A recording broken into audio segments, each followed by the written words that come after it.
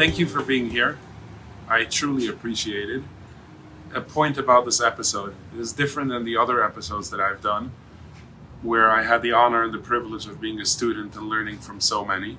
This one is my story, my journey, and it is specifically difficult to share because it's not a 1 hour story or a 2 hour conversation in a calm environment. It's an 18 or more year process that unfolded. The way I look now, the way I speak now is not who I was, which is why it makes it so difficult to try to capsulate. Throughout the years, I have not been able to share my perspective or what I think it could be helpful to others going through divorce or co-parenting while divorced, because I find that I don't have access. They have family, other people who give them opinions, just like I had.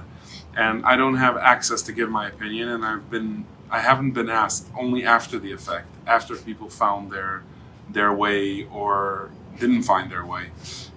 The purpose of sharing this is that maybe it'll inspire, and maybe it'll add perspective when possible to get into a divorce phase, to get into a co-parenting phase with peace, and to really, really give the kids that are involved a possibility that they wouldn't have if things are approached in a more violent, malicious, and different way.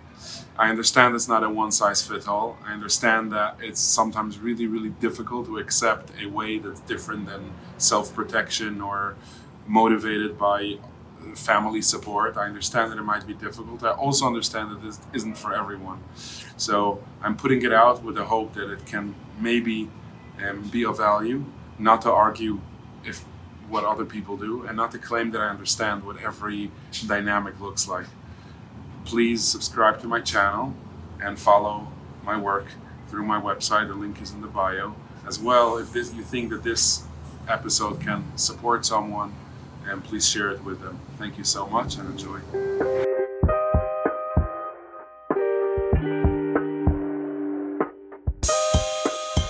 20 years, 19 years, 18 years. It's been a long story. 18 years maybe. Wow. Yeah, Shlomo is 16, 17, 18 years. I think we met before I was 18. I wasn't even 18. I think you were 18? Oh, we got married when you were 19. No, I had Shlomo when I was 19. Yeah, so 18. Yeah. Good. Okay, welcome. Who are you?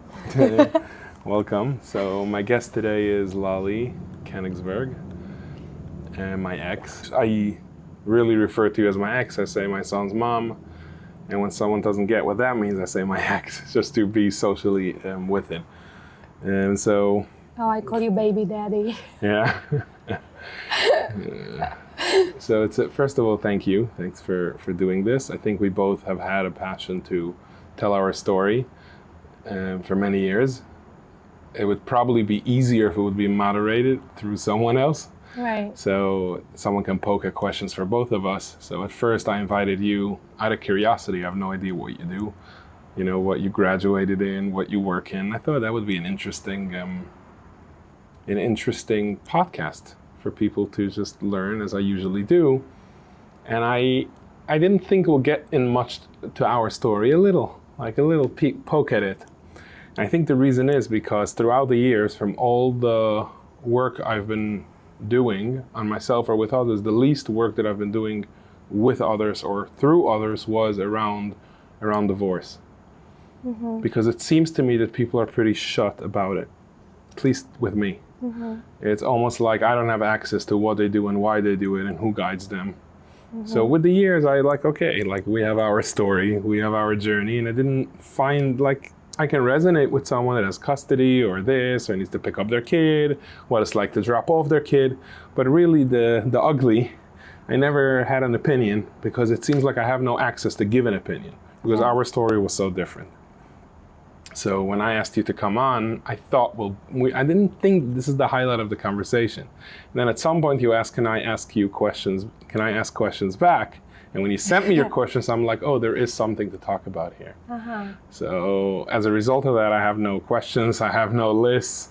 I do know we have something to share. And I also know that every dynamic when it comes to family matters is different and there's no generalizing. So you know, take it in for people that watch this, take it in a way that's most valuable and causes the least amount of pain.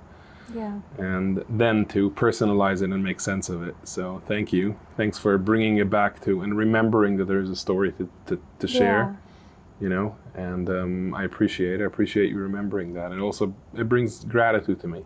Yeah. Because when I notice there's a story, I'm like, wow, to me it's not even a story anymore, but way back it was. Yeah, I think like, you know, people might see us sitting here being all friendly and, you know, we just spent like the weekend together with Shlomo and your children and Lily and his friend.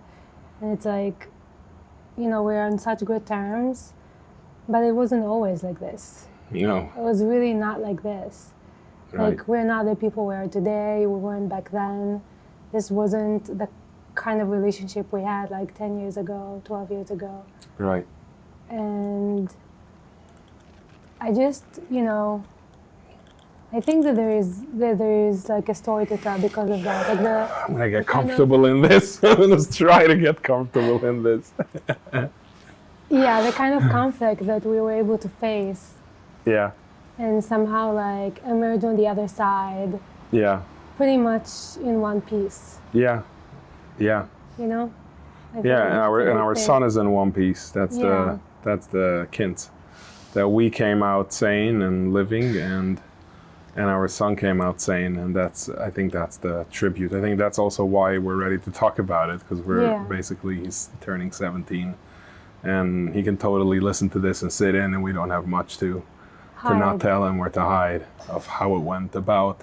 And also we're at the stage where we're congratulating ourselves. Basically, we're self-proclaimed interviewing ourselves with the victory, which we probably deserve. We're very happy with the way it came out. Yeah, so let's just go back. First of all, if you can share with people that have no idea who you are, like a little bit of your background, and then we can jump into what it was like to I want to go back a little bit to the conflict. Mm-hmm. Because that's people that can learn from this are probably in a place of conflict. Mm-hmm. So if you can just share a little bit of, you know. So I guess you call me Lali, but today most people call me Leah. It was a change that happened, I don't know, 6 years ago. I grew up in Israel in Bnei Brak, and then I moved to Borough Park when we got married, essentially. And I am a mathematician by profession, so that means that I do math research.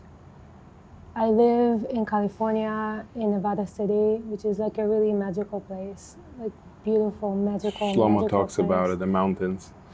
Jesus, the mountains, the rivers, the dancing, the music, it's just like really one of the best places in the US. And I got there by mistake. So I'm very happy with it. Didn't you say you drove past and you saw a for rent sign, you just stopped? Is that the story? Not exactly, but basically, yeah. Basically, I'm a postdoc at UC Davis, which means like I have my PhD in math, and I'm a researcher at like University of California, Davis, and I arrived in Davis, and like I was kind of like, after my PhD, I was kind of like not really sure what I want to do, and I arrived in Davis, and it was like so hot. It was like 107 degrees. And the same days, I just escaped to the mountains. I found an Airbnb, and then I just stayed. It was like so nice. Cool. And you remember? Okay, so if we go back, like I want to find a spot where we sort of, you know, dissect or go back to. Mm-hmm. I think that it comes a point when we knew that we're getting divorced. We knew that we're gonna split and we're gonna get divorced, and I want to start there. Mm-hmm. And what led up to there is just a long journey of processing and mostly of growing and growing up. Yeah. And so we split, and we're two very different people, but we have a son. Yeah. I'm religious. Still am, but I'm very religious, and more religious than you are now. Can you say Yeah, I lived in Borough Park at the time, and my expectation for Shlomo was preset. Like my understanding of what's good for him was preset. What did you want for him? I wanted him to do well, like the simple. There was no dissecting that. It's like he does well, which means he goes to this school. And the reason for going to this school, whatever that school was, I don't even remember. Which school? I don't remember, but it was a religious school. I think it was Mashlo at the time. Mashlo. Yeah, that was the thought. So I think the idea was that he goes to this school, so he's going to do well. And part of the reason why he's going to do well is because that's his family. His family from my side and from your side. And the fact that you... I'm saying because we didn't intro that at that point is when you, maybe you can talk about it, at that point is when you changed from it started long before, but then like maybe you can share a little bit about that. Yeah. That's where the conflict really seemed that's what the conflict is about. It's like religious status and religious needs and religious obligations and which schooling and which upbringing and so on. You know, we lived in a Hasidic neighborhood. Should we assume like your audience knows what Hasidic neighborhoods mean? Or do you want to explain? You can go ahead. Most of the people that currently listen to my episodes know exactly where I'm from, where you're from, and what the standard means. But if you feel like you want to break it down to any of your friends and family and extended people, then sure. So I guess we lived in Borough Park, which is a very Hasidic neighborhood. How much would you say you were part of that community? I was pretty in it. Like I was open-minded is what they call it. You know? I allowed myself to do somewhat whatever I felt like, but it wasn't that far off, which is today it's common. Back then it was more rebellious. How old were we? Were we like 23? I think so. If 19, 20, maybe 22, 23. Yeah. And what was your source of income? What was your education level? I don't remember what I worked at the time. You remember you have a motorcycle? We had a lot of that. Yeah, I had a Harley Davidson at the time. Jesus, man. But Payas. Yeah. Yeah, Strymel and a Harley Davidson. So I allowed myself to do things outside of the box, and I found that to be the way the box works well. And I think in my head, I never left the box. All I've been doing is finding things that are meaningful and people that are meaningful, and that sort of translated into a little bit of a different lifestyle today, but only when I compare, because in my heart it's all one. It's all one, one story, one life, one family, child. So at the time. But you wanted someone to go to a Hasidic school. Yeah, it felt like that's safe. That's how he's going to get the best chance of doing well in life. You wanted him to be part of the community. Yeah, I want him to have the security, for him to have the security of being inside. That was so you explained it for your friends? My friends, what does inside mean? Like if you don't know, too bad.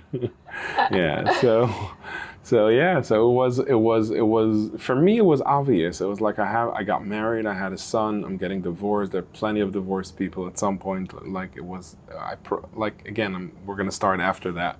So when that's part of life, okay, so I'm going to be divorced and my son is going to go to this schooling and you're just going to obey because so you were open-minded back then, but like when you were open-minded, did you have a vision that like, okay, you're gonna grow up a little bit more and then you're just gonna like be more conformist? No, the opposite. I thought I'll fit in perfectly the way I always thought I would from a little child. So my inner child fantasies might have been different than yours. Mine have been to be a very inside the community. But still be yourself. So somehow maintain your autonomy, but the truth to myself. And the truth is that today, the reason why I'm saying I never left is because I have an entire world of people that are completely inside my world, my communities currently, people that are very inside, and they're brilliant. They're not, and it didn't occur to me that you need to look different or dress different or change externally in order to be myself. And I had these people that I was part of. You remember my Magachir, Rabbi Gordon?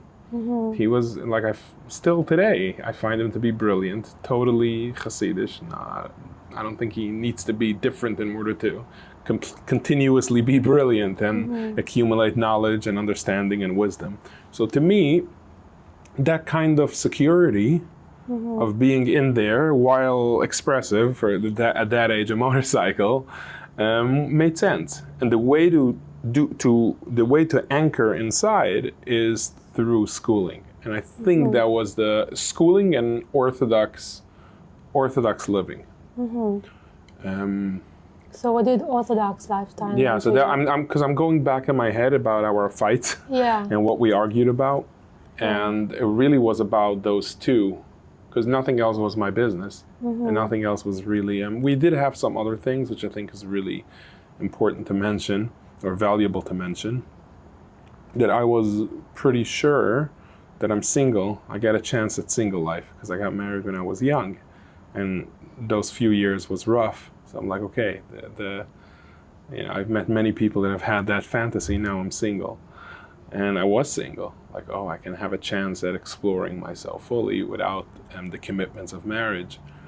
And it did not occur to me that I'm going to have a Tuesday night and a weekend, and there's no breaking that. And I remember when you said there's no changing that, and I thought, you're just being a horrible person.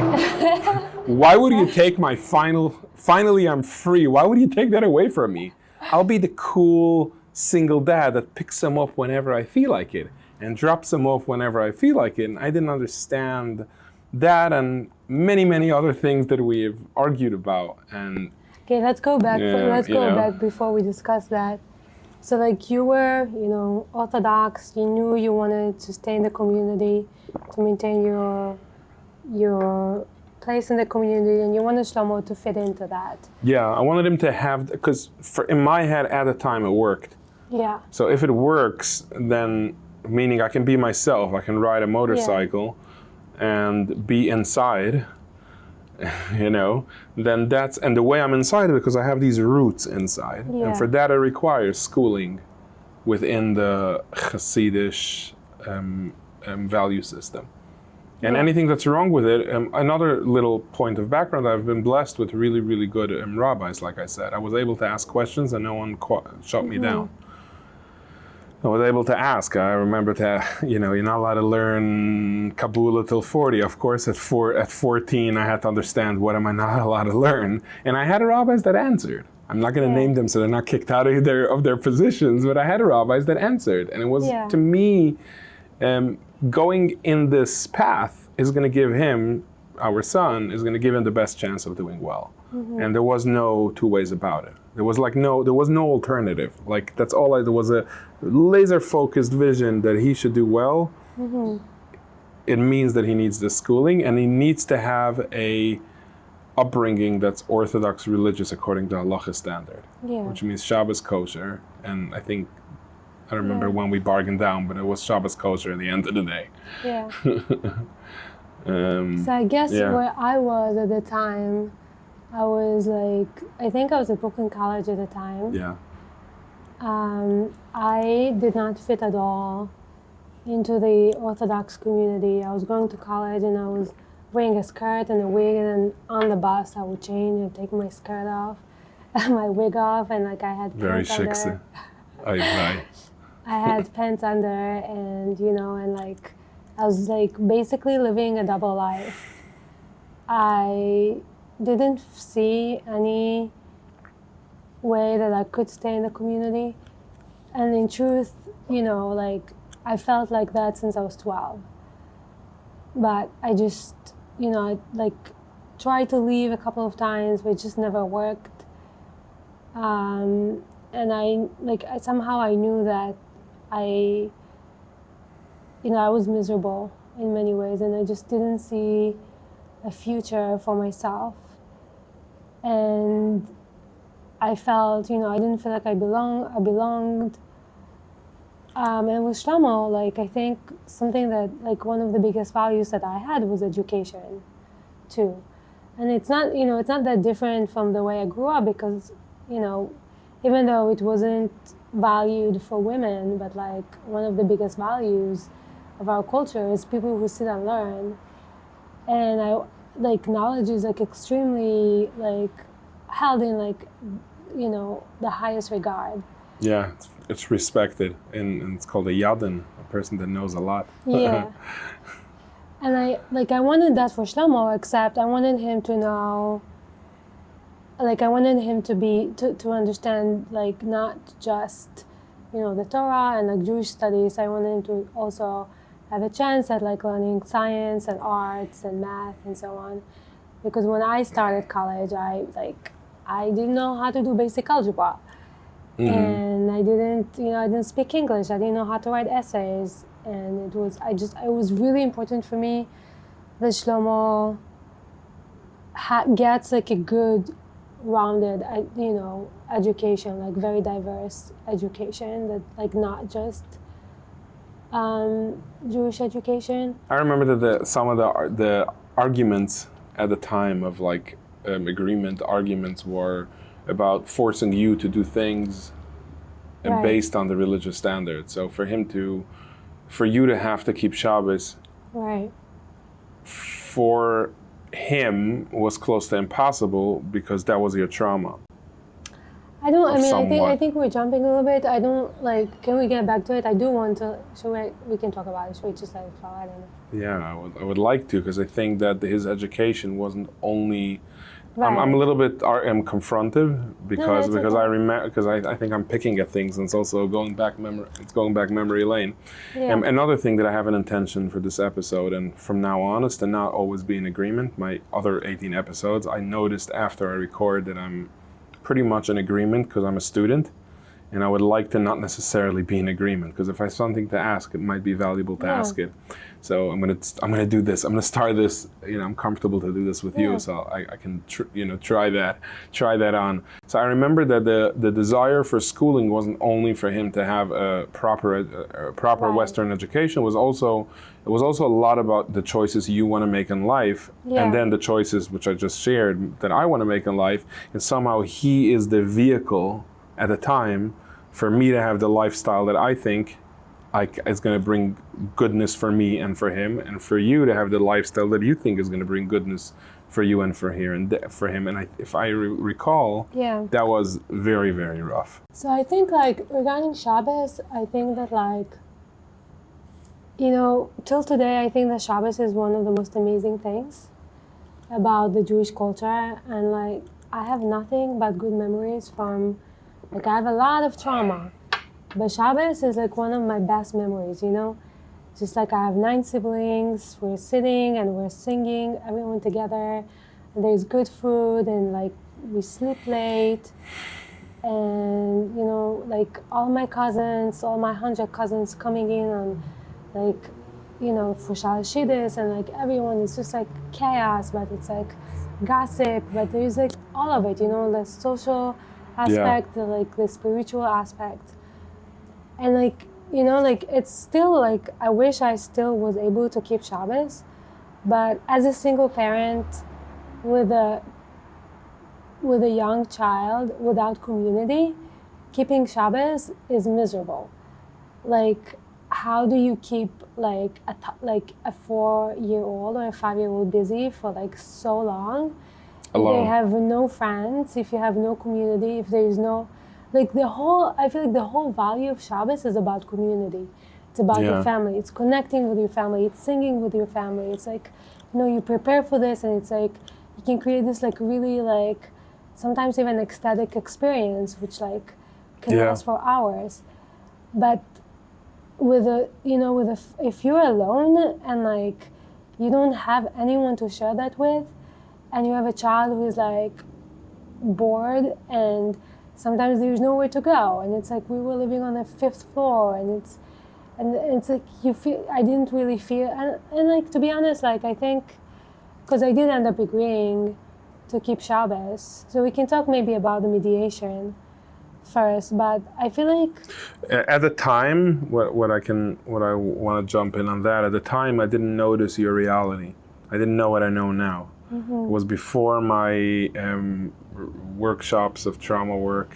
I'm not even talking about becoming staff and supporting others. Before my own journey, I think at the time I didn't have an awareness that I'm having an experience. It was an experience. So anything I think is probably true. So at the time, to me, it was like, oh, you're making choices, so it's your choice, your problem. Make a different choice and problem solved. Again, because at the time, I didn't question my own choices. It's like, if I think that this is the best way, then you can also think that this is the best way, and that's how these arguments get really nasty. To me, you there wasn't. You didn't understand my choices. I remember that we went to mediation, which I say here you wanna step into a little bit, sharing how we actually work through it. But I remember sitting at mediation, and my heart was tight. I didn't soften, because to me, all you need to do is agree with me. Interesting. All you need to do is agree with me, and it's not that I'm a narrow-minded chussid. I have a motorcycle. You know, like you can just do what I do, and it works. It's so simple, and I think that you know, that's what happens in divorce a lot. It's like part of the divorce is because we didn't get along. Part of it. I mean, the easy story is that, you know, you weren't religious and I was. I think the story was even better. You're atheist, and at the time atheism was like this drama. So you're the atheist, and I'm not sure they're divorced. But it was about not being able to understand each other and where life took us.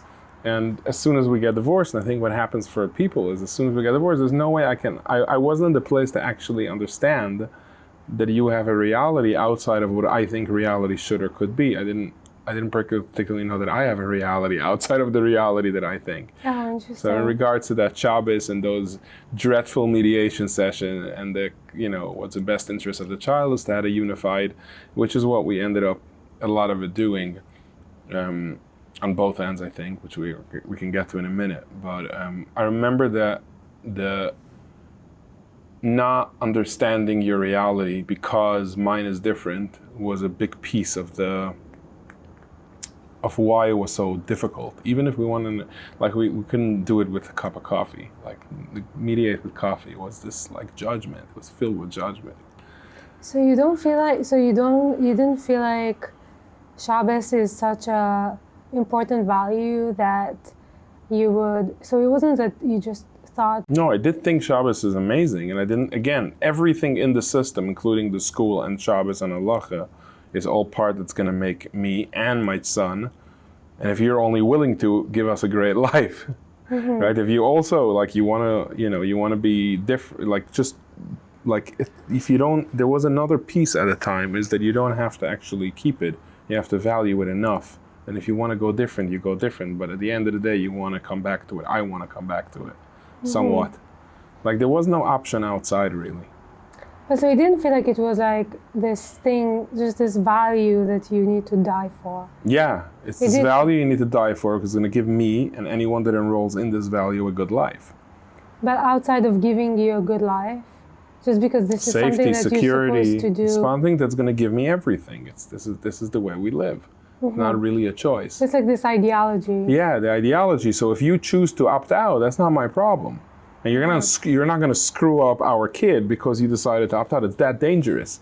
So I was fighting for his safety, for his well-being, for his future, for his potential. And this part of me not understanding it's coming back to me, which sucks because I literally don't remember much of it. Like, I don't go there, and I remember what we've built and our families now and new memories.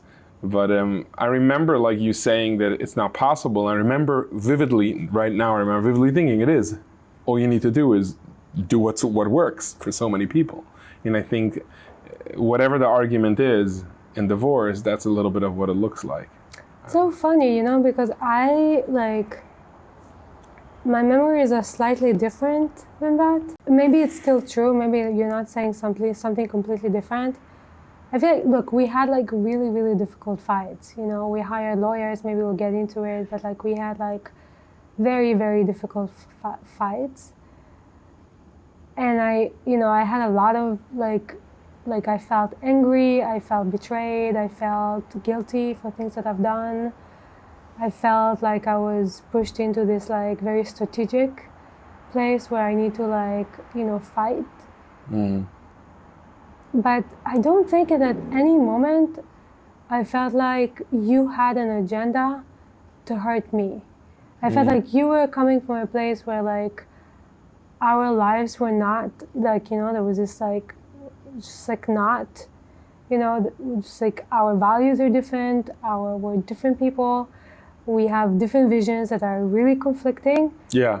But I never felt that you wanted to hurt me for the You're sake right. of hurting me. Yeah, I don't know if Like- many people want to hurt for the sake of hurting unless they have that kind of diagnosis.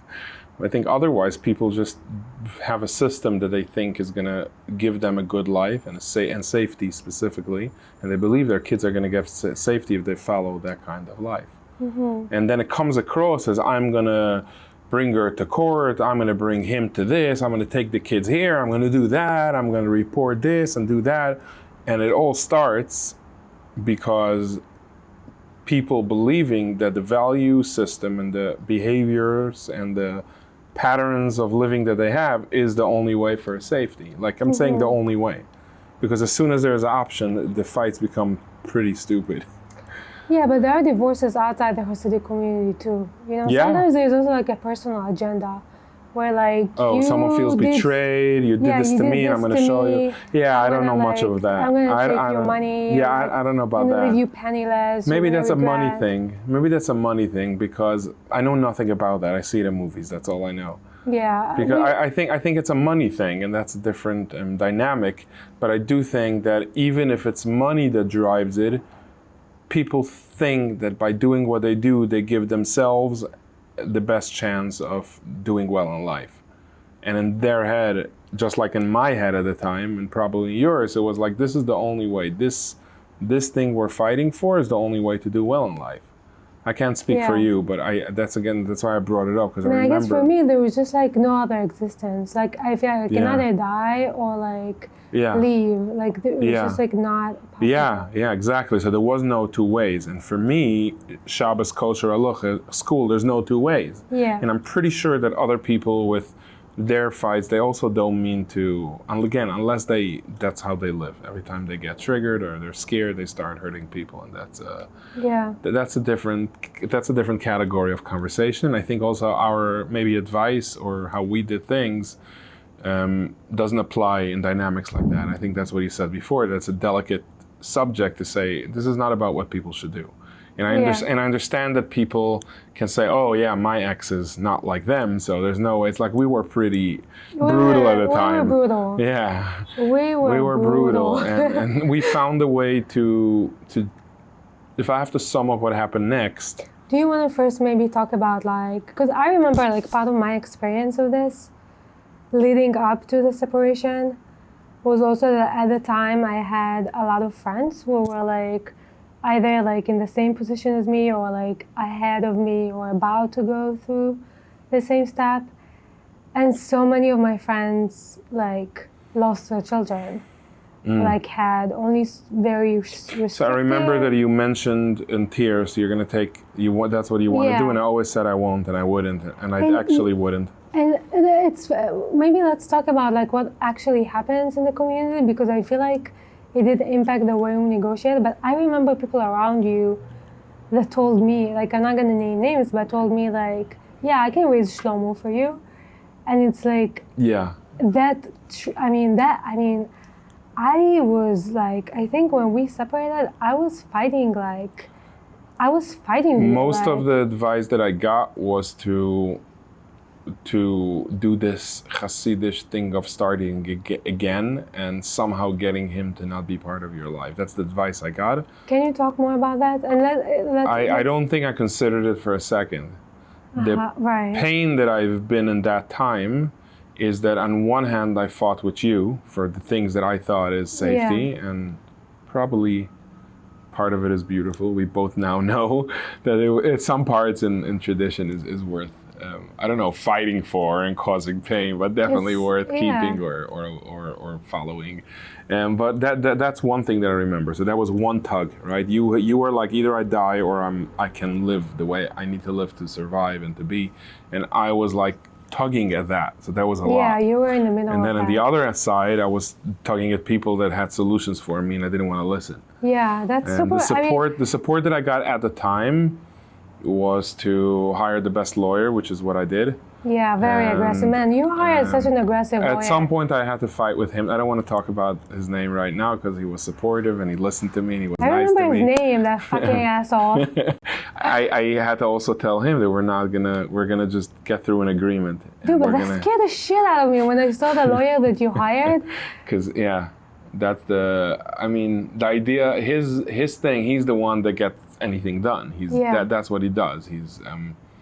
I remember the saying was that the judge is scared of him. That's the kind of attorney that he was, specifically in divorce. And it seemed to me, I didn't hire him because I thought I needed an attorney that can take our child away from you. I thought it's first of all, it was the phone number I got. I didn't interview 10 attorneys. I was 22 years old at the time. Yeah. It was the first number I got, so it's the first number I called. But I figured if he's a good attorney, then he'll for sure know how to do a lot simpler things than take kids away from their parents. But it's interesting that that's the advice that I got. It's kind of pathetic. It's actually pathetic. It's pathetic to think that a child can do well with a parent not in their life. Again, we're talking about circumstances of people that are within, I don't agree with you because I feel like there are two competing values where one value is that the child will have a healthy relationships with both of their parents, and another value is the religious value that the child will remain in the system. Yeah. And very often, I don't even know if it's possible to maintain these two values because if your child is going to have a good connection with their secular parent, they're going to be influenced by it, and it's their chances So we can talk about what we did. Maybe it'll inspire that there is a way. So what don't you agree with? That it's that it's a good idea to take an attorney and take a child away from their parent? No, I'm saying I don't think it's pathetic. I'm saying that if your value is that a child will stay in the system at all costs, then that's what you will do. So I think it's pathetic. I understand why people do it, and I understand that there's flaws in any system. It's not about Hasidim or anything. Anything that's one is ego, because there is no one. Where the world is made of two. There's night and day. There's right and wrong. Everything is made of two. Our fathers and forefathers all died. I don't know about that. I'm not saying about giving up. Look, I didn't give up religion, and we came to a place that worked. Yeah. Right. So there is a way. It's just a long one, a difficult one, an uncertain one, because we don't know what's going to happen next. It was another day and another email, another day, and another month and another month, and it was dreadful, and it was tearing, and it was crying, and it was difficult. Dude, and Shlomo was crying every night back then. Yeah. Every night.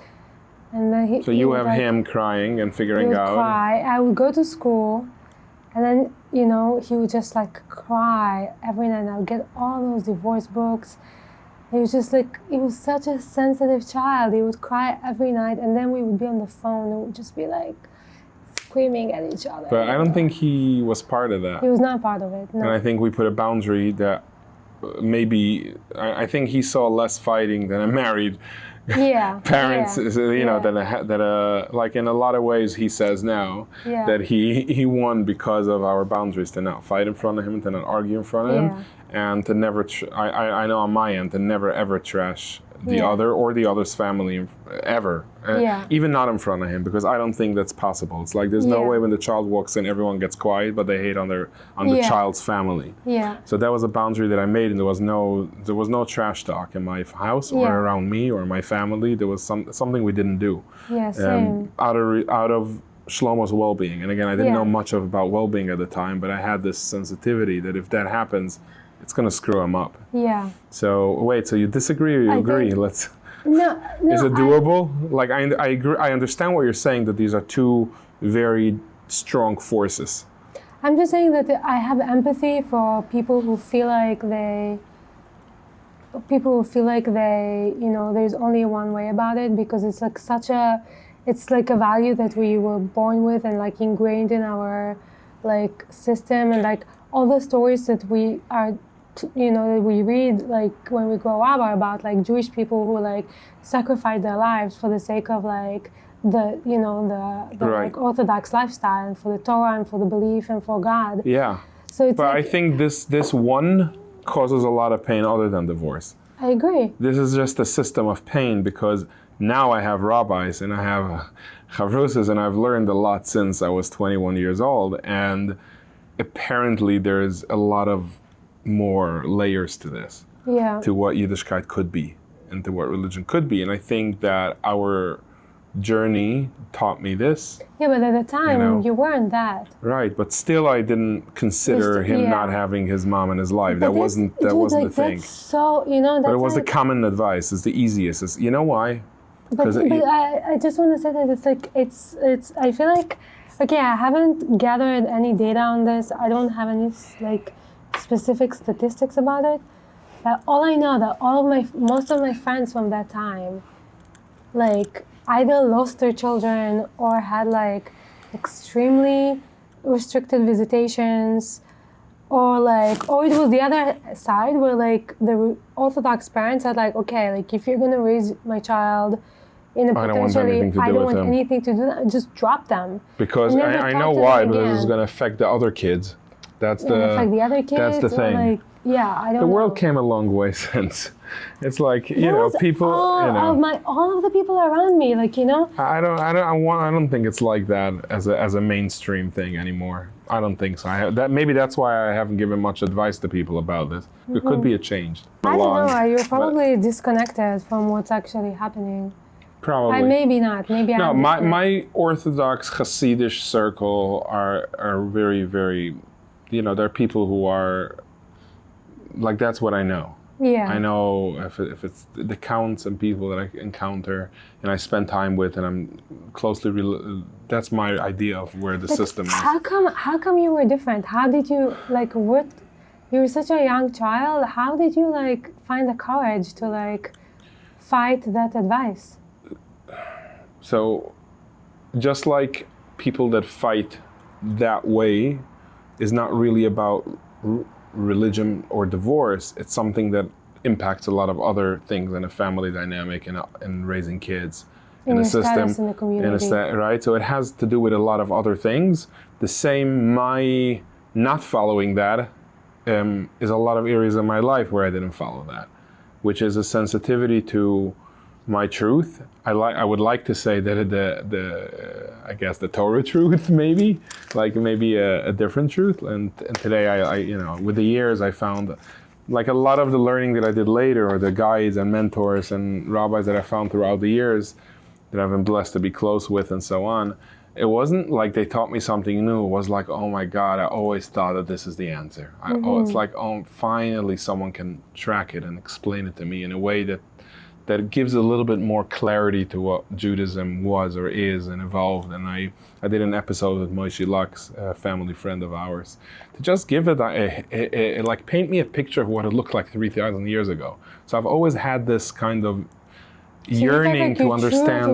Was to, like, first, somehow you felt like the best interest of Shlomo is to have a good relationship with me and with you, but also, like, not to, like, there's a few things. One, there was, I guess, in favor of you, and the other one was where we fought. In favor of you, that there's no way that he's not gonna have you in his life. That's not a thing. Not even negatively. I don't think I'm that powerful. I wouldn't. It's not even in my reality. It's like I wake up in the morning. Hey, I didn't kill anyone today. I'm so good. It's not something that I do. I know, but it's like everybody around you. At the time, it was a common practice, I think. But I didn't. But this was only a few months, and then I didn't even engage with. I didn't go to organizations or to Askanim that were involved. I didn't do that thing because I pretty quickly saw that this is not a. A lot of things in my life, I pretty quickly clung to the people that I like what they're saying. I think that one main thing is like keeping, like, I think that, we did have lawyers, but a lot of the mediation were between us. We notified the lawyers what's going to happen next. Yeah, we really agreed on something, and then we sort of told our lawyers, and then they edited the agreement. We had a mediator. That was the next phase. Rabbi. So first there was a rabbi, and then there was a lawyer, and then there was a mediator. And it was like, I remember, like, we went, his name is Dr. Wickler, Yeah. And he sort of, like, helped us, I remember one sentence from Dr. Wickler. What did you say? One sentence only. in the best interest of the child. Yeah. And that's when I learned what the power of a doctor, having a doctorate degree, which you have now, is you don't have to say much. You get away by saying one sentence. I was so poor back then. It was like 45-minute session. And we had 55 clocks in the room. So expensive. There were clocks all over the room. They were ticking, and I remember it was worth every penny. And I think you brought him forward. You suggested we go to him. Yeah. You trusted his degree, I think. No, he was Orthodox, actually. You thought that he is a professional and he's Orthodox, so he's going to understand. Yeah, I had good recommendations, I think. And I remember it ended by you walking out at some point. Really? I don't remember that. The last session with him, you walked out. Yeah. Yeah, because the stubbornness that I'm talking about, his was, at one point, I remember what stupid thing we fought about, but it was something about religion. And something about what you do at home, and you couldn't bear the fact that he's going to tell you what to do at home. And today I so get it. I totally get it.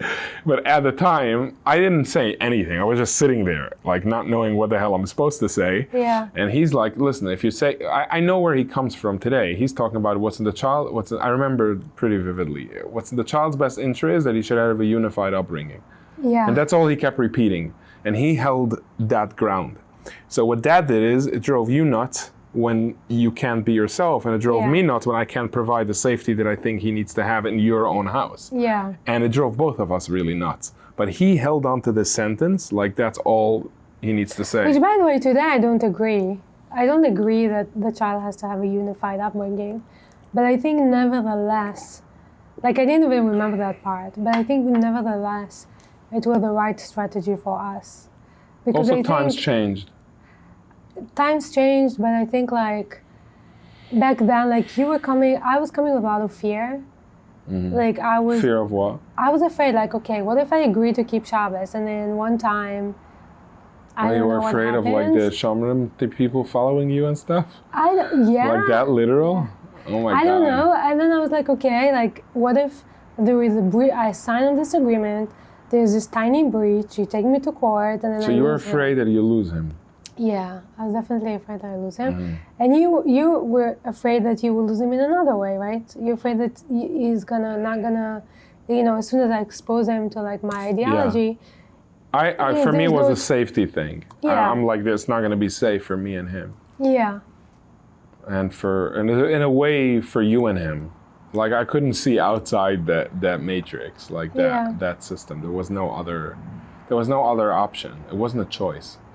It wasn't a choice. I'm just saying. It wasn't a choice for a bad reason. It was a choice because it's a wonderful thing. Like that was a little bit where I was at. I just want to go back to the thing before that. I feel like keeping like,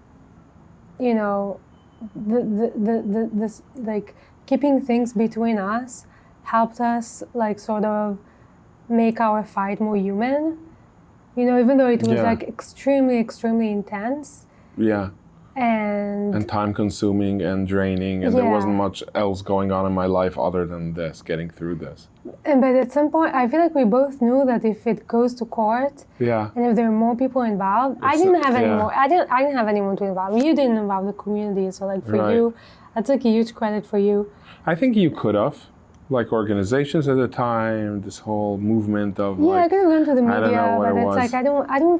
like you see, I didn't even know that. I thought more like footsteps and stuff. But I thought They couldn't help me. Like I did go to them for help. They couldn't really. So in my head, I thought you have options and you can really do things, and you thought I have, and really both of us. It's interesting to honor you that way a bunch of years later.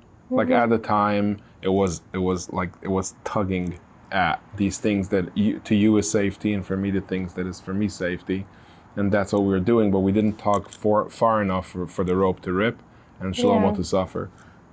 And I think that's a very good line. The less people involved, the better it is to work something out that is in best interest for the child, as the doctor says. As the good old doctor says. Yeah, I think that because I feel like there are people who have I know from other stories, some of them very close to me, that sometimes people have different motives and intentions, and some people have ill intentions. And like I'm between naive like that. I don't. Between me and you, it was like, okay, you had your choices, or like you had like your vision and ideology and like the things you believed in, and I had my reality, but we still, as angry as I was at you, I didn't think you were a bad person. I didn't that's cool. think you were trying to Yeah, I hurt thought me. you did think. I think later you stopped thinking that I am. You I think so? at the time you were pretty sure that I'm as evil as it gets. I don't think so. Yeah, I think so. And I think that I thought so at the time about you. Speak for yourself. I think it was pretty openly discussed. I don't think we cursed each other like you, but I think we were very not. The thing that kept us grounded is Shlomo.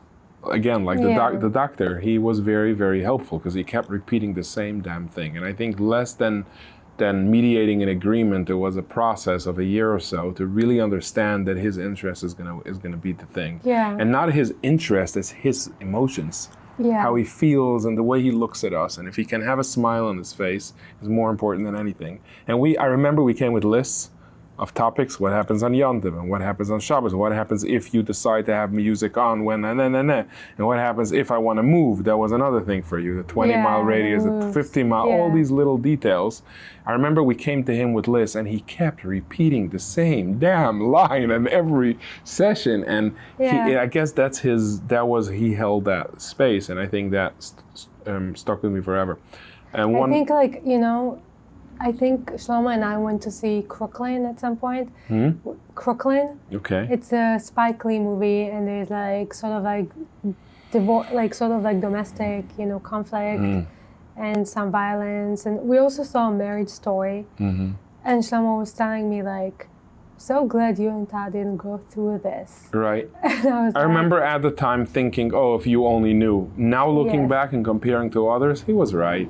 We were just like young and doing our thing. No, we went, dude, like that was a traumatic time. We went through that. It's true. Watch Marriage Story. We went through that for sure. Yeah, it's true. It was a year and a half, I think, of every line back and forth. And even later, I think even like if you think about COVID, it wasn't that long ago. If you think about high school, like you didn't want him to get vaccinated. I wanted him to get vaccinated. I remember. It was like... Right, it's gotten better just a few years, yeah. And the like political views, Yeah, like, I remember that phase. So there's been a lot of... so it's been like this throughout the years. Yeah. And initially it was really bad. As soon as like the fear that like, okay, I feel like as soon as like we sort of like maybe like 2-3 years later when we like sort of like notice that no one is running back to court. That's when we know, okay, we're gonna have to figure this out ourselves. Yeah. We learned that a few years in. I wanna go back to something that you asked me, like how come I didn't follow that advice? Yeah. Something that I remember very, very vividly. I think my mother told me of someone that got divorced, a dad, and she told me, I don't remember who it was, but she told me about someone that got divorced that we knew, that he never, he went every morning when the bus picked up the kid and was there every morning. The kid went out of the house. Before he got on the bus, his dad was there and the dad gave that child a kiss. And I remember thinking, in the midst of everyone giving me advice and my life crashing, my little life at the time, I'm going to be divorced and all that. I remember hearing that story and thinking, that's what I want.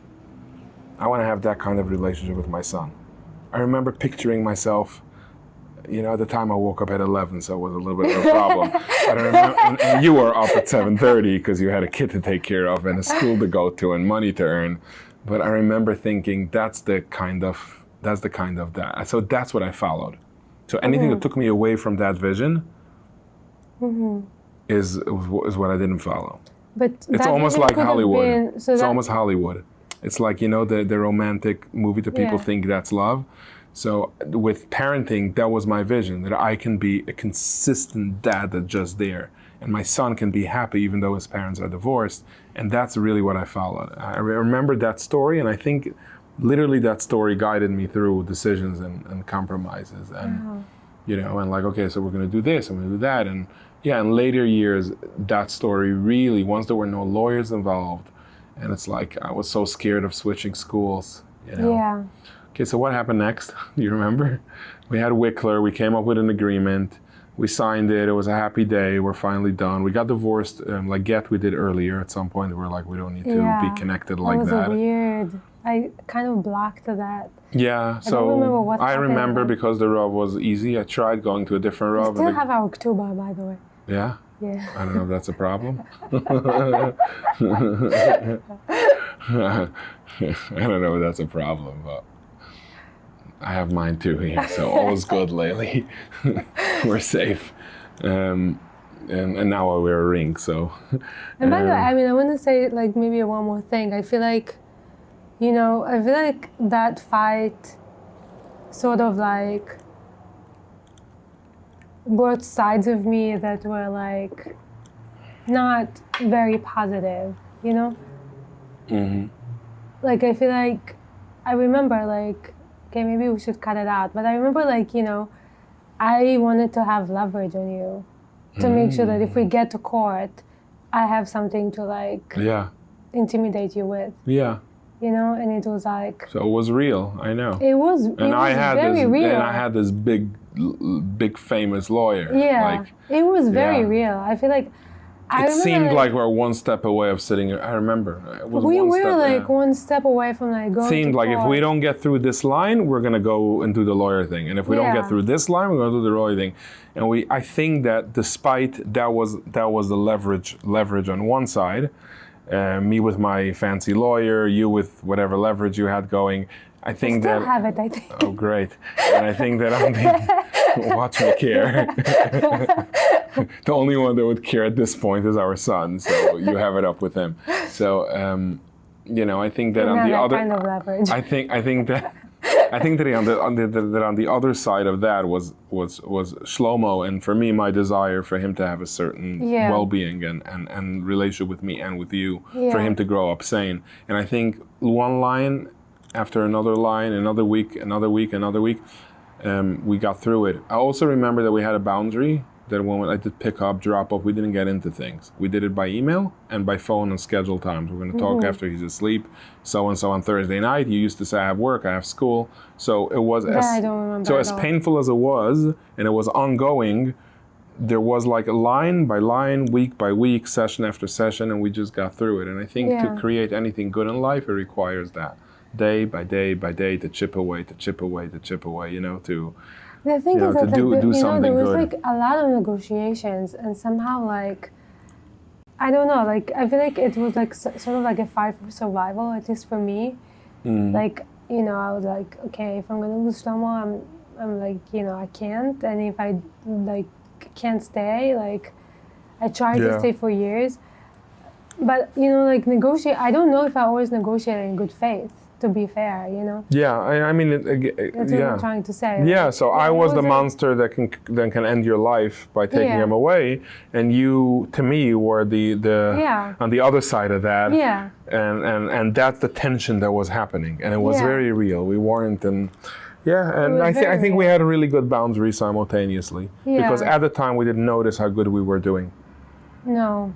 We didn't notice how good we were doing, and I would really want to do this with Shlomo, but he had very little interest to joining us. But I think that he's the one that should really talk about how we did it and not how we felt at the moment, because we did have boundaries. We did not trash. I mean, his experience was different because, like, he, you know, even though he didn't notice like the rupture in terms of like how we were fighting over him, he didn't like his life dissolved, like what he knew of sort of like dissolved, like, you know, like he was like 4 and somehow like we didn't expect him to like try to understand, but actually he did. And he was so heartbroken by it. It was just like so. By it, you mean by us getting divorced? He had his own experience. Like he had like, I guess he had the experience of like being, you know. A whole other thing. His family like, scene is, but not the fight thing, because that wasn't. So I think that a child is hard enough on them that their well-being is compromised, and for me safety was Shabbos and Aloha, and for you safety was whatever. Yeah. For him safety was the two of us to be together. Yeah, and So for him- imagine that he needs to carry court hearings that has only to do with what we think is safe. Yeah. And I think that, for me at the time, I was really young and dumb, but the vision of having a child that smiles with two parents in his life, even though we don't live in the same home, is what helped me get through another line, and also put these boundaries. Yeah. Like the boundary of not fighting in front of him or making sure that it doesn't affect him. Yeah, I don't think like I ever I think, yeah. Uh-oh. No, I mean, I feel like for me it was never even for me it was never even a question. I always wanted you to be part of his life. Like It was if there was then you never- have something. There was never like any consideration of like I don't want you to be Shlomo's father. Like never, like never. Like I always wanted him to know you, and like I thought like you are a good father, and you like I wanted him to have a connection, and it was important for him. Like it wasn't. I feel like I was coming more from like a defensive place. Where Yeah, like, if I decide to take him Yeah. away, then you are. So that's why it was. Yeah, it's. And Yeah. I thought that because of your life choices, you're gonna fight till the end to get it. Yeah. So there was that tension going on. I think both of us simultaneously knew what's in his best interest. Yeah. Again, as Yeah, the I think doctor we says. did, yeah. I And think- that got us through the first phase, and And that to was be the fair, I big. think like let's just talk about the compromise, because I feel like, okay, on my end, I compromised a lot. Like I think the first thing was Shabbos, which was like honestly miserable. Most of the time it was miserable because one, it forced me to like sometimes create friendships that I wasn't interested in otherwise, other than the fact that they were in the same position, and that, of course some of them were great. Like those from my past, you were the great ones. But there were some relationships I remember that like I had no interest in being. And the only reason I was in those relationships was because like, okay, we're gonna do the meal together and Shlomo's gonna have who to play with. Right. And that was like miserable. It was miserable. Like, I mean, I don't wanna go into detail like how far I took it, because it feels like it will be like, could be hurtful to some people, but like it was miserable. On the flip side, once we moved to Stony Brook, it actually connected me with the Richmonds, who invited us for Shabbat, and that actually created really beautiful moments. Like we would take the forest, we would like have to I go from our remember. house and walk through the forest, and I they were, like, remember. really, really It's actually wonderful. really touching to remember that. I forgot you did that. Yeah, there was like a really. I really, forgot that because at the time I thought that it's a given, you need to do that. Yeah. Looking back now, it was a huge give, Yeah. and I think he gave all of us blessings as a result. But at the time, it was really something you did for his best interest, and Yeah. I guess for me to be part of his life in a healthy way. I remember the walking through the forest because you didn't go with your car, so you found a Yeah. shortcut. I It forgot was so about that. sweet. He was like 6 and 7 and 8, and they like welcomed us and they treated us like family. And it was like so healing for me to be part of that. Part of So the on one hand, family. the compromise was hell. On the other hand, it brought about Yeah. that. And then on the other end of things, and right, is where I gave in and Mushla was out of the question. When I gave in and Mushla was out of the question, I'm like, that openness, that there is a way of safety outside of the one way, really exposed me to a whole bunch of understandings about safety. And I don't know if it was, because simultaneously, while all that was going on, I also went to therapy and I started figuring out who the hell I am. And why do I have so many triggers? And why am I a road rager? And why am I a heavy drinker? And why I have all these problems? And I knew that it has nothing to do with me and you or with him.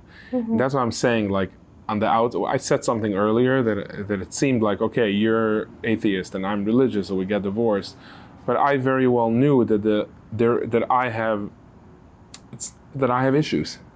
I have issues. I'm 20 or 22 years old, 23 years old, and I'm unhappy.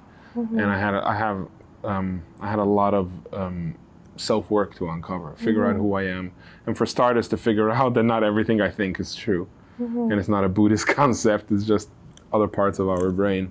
So while we were doing our thing, I also started figuring out who I am. So these two things, in the light of things, I think once we got through the signed divorce and we started messing with it and we got through messing with it and no one went to court, something settled a little. Yeah. And then it was an inner work process for me the rest of the years, all the way until, like you said, COVID. Yeah. Like it was constantly pulling me to an edge where I need to go do my work. And there's one specific person that I've always done my work with, which is Yehudis. Mm-hmm. And getting...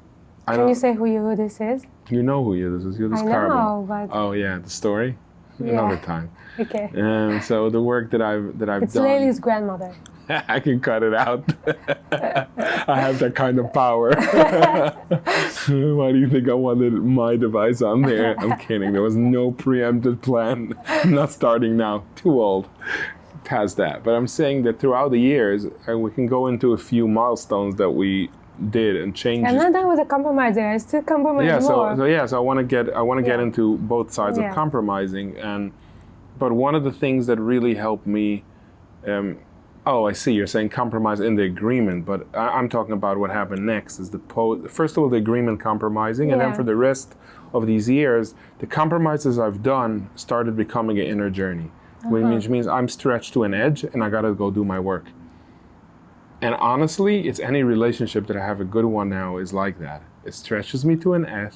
I go do my work and I figure out it's not an edge. It's just an illusion that that's an edge. Oh, interesting. And that's how I'm married, and that's how I've experienced so many beautiful relationships in my life. Because when I'm pulled to an edge and I think it's an edge, I find that that's actually where everything begins. So you're tugging, so we can go back to compromises and on that Yeah, that's note. beautiful. I'm not like that. Yeah.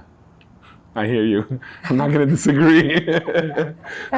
I'm not here to comfort you. I can listen and honor you. I'm not going to say you're. If you want to do that, that's totally fine. No, I mean that I feel like the compromising for me were less about. Okay, for example, the school that he went to. Like in the end, we decided to send him to a Jewish school.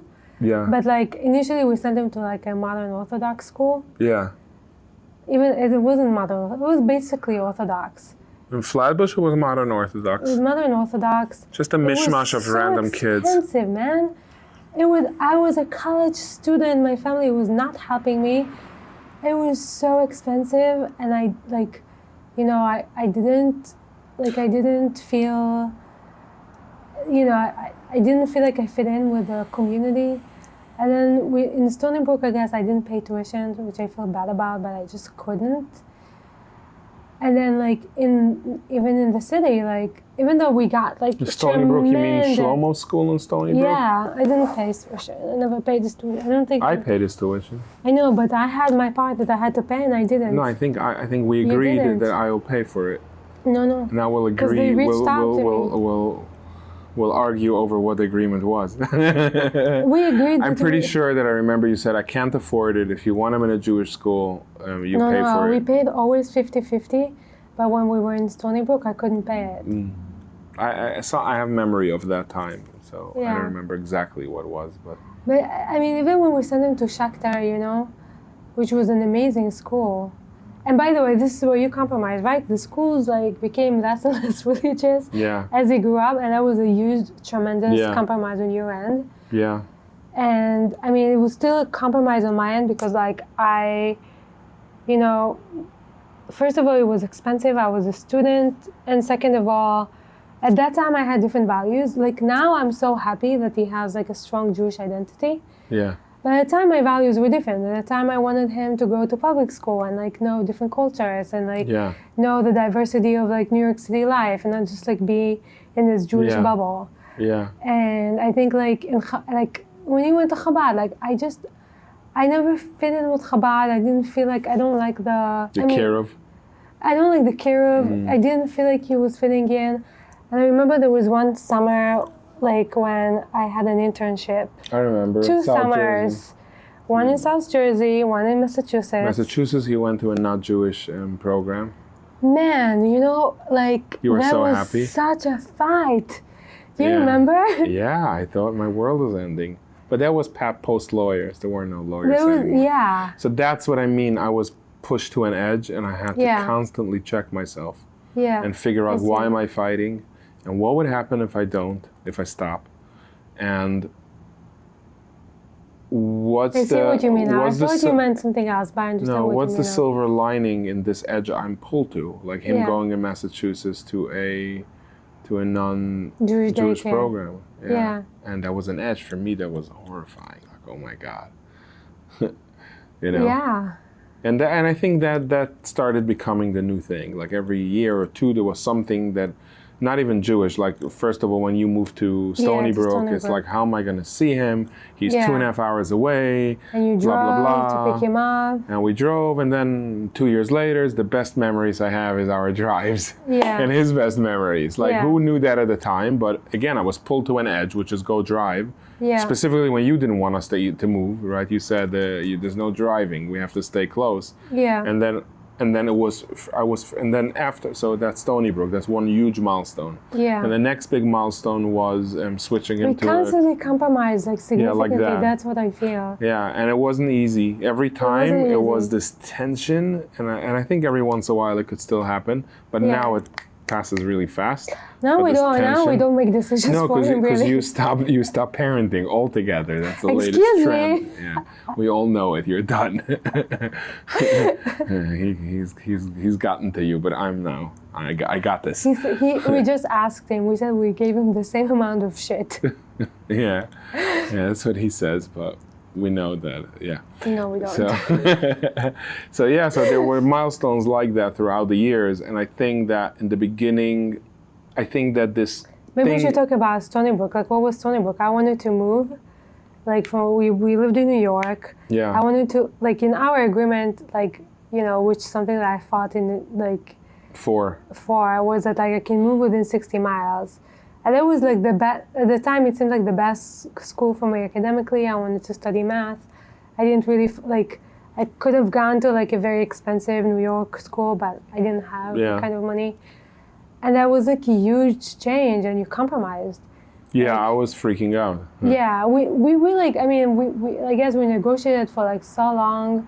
Maybe we went back to Wicklow. I don't remember. We didn't. I remember that what happened after our papers were signed, that it stopped being about the thing. It started being about something that for me, that's ongoing, and it's still a big part of my life. Something that feels like an edge, to really understand why is it an edge and is it really dangerous? Yeah. And that's the real question that I've really learned. I said this earlier, that I really learned something about safety, and to understand what real safety is.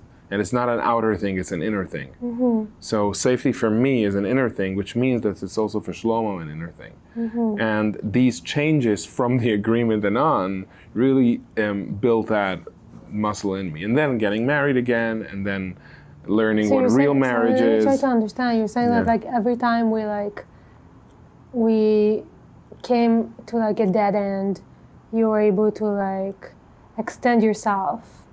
Yeah. And find new ways to compromise. Find that what I think is the impossible is actually there is a blessing here, or a gift, in this not being the edge of a cliff, and actually understanding there's no freaking cliff here. Yeah.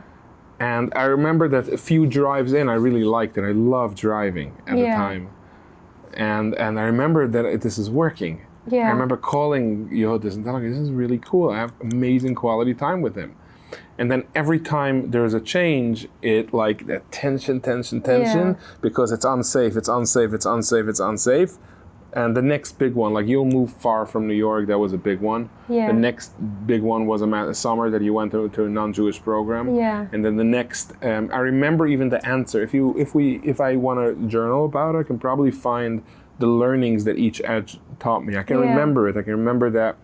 Like when I saw that he's going to be, when I realized this is the reality, he's exposed to not Orthodox life. Yeah. And then I remembered, okay, that's a choice.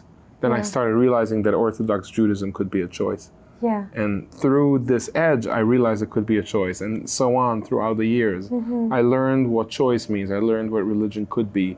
I learned all kinds of things thanks to checking myself. Yeah, both of you.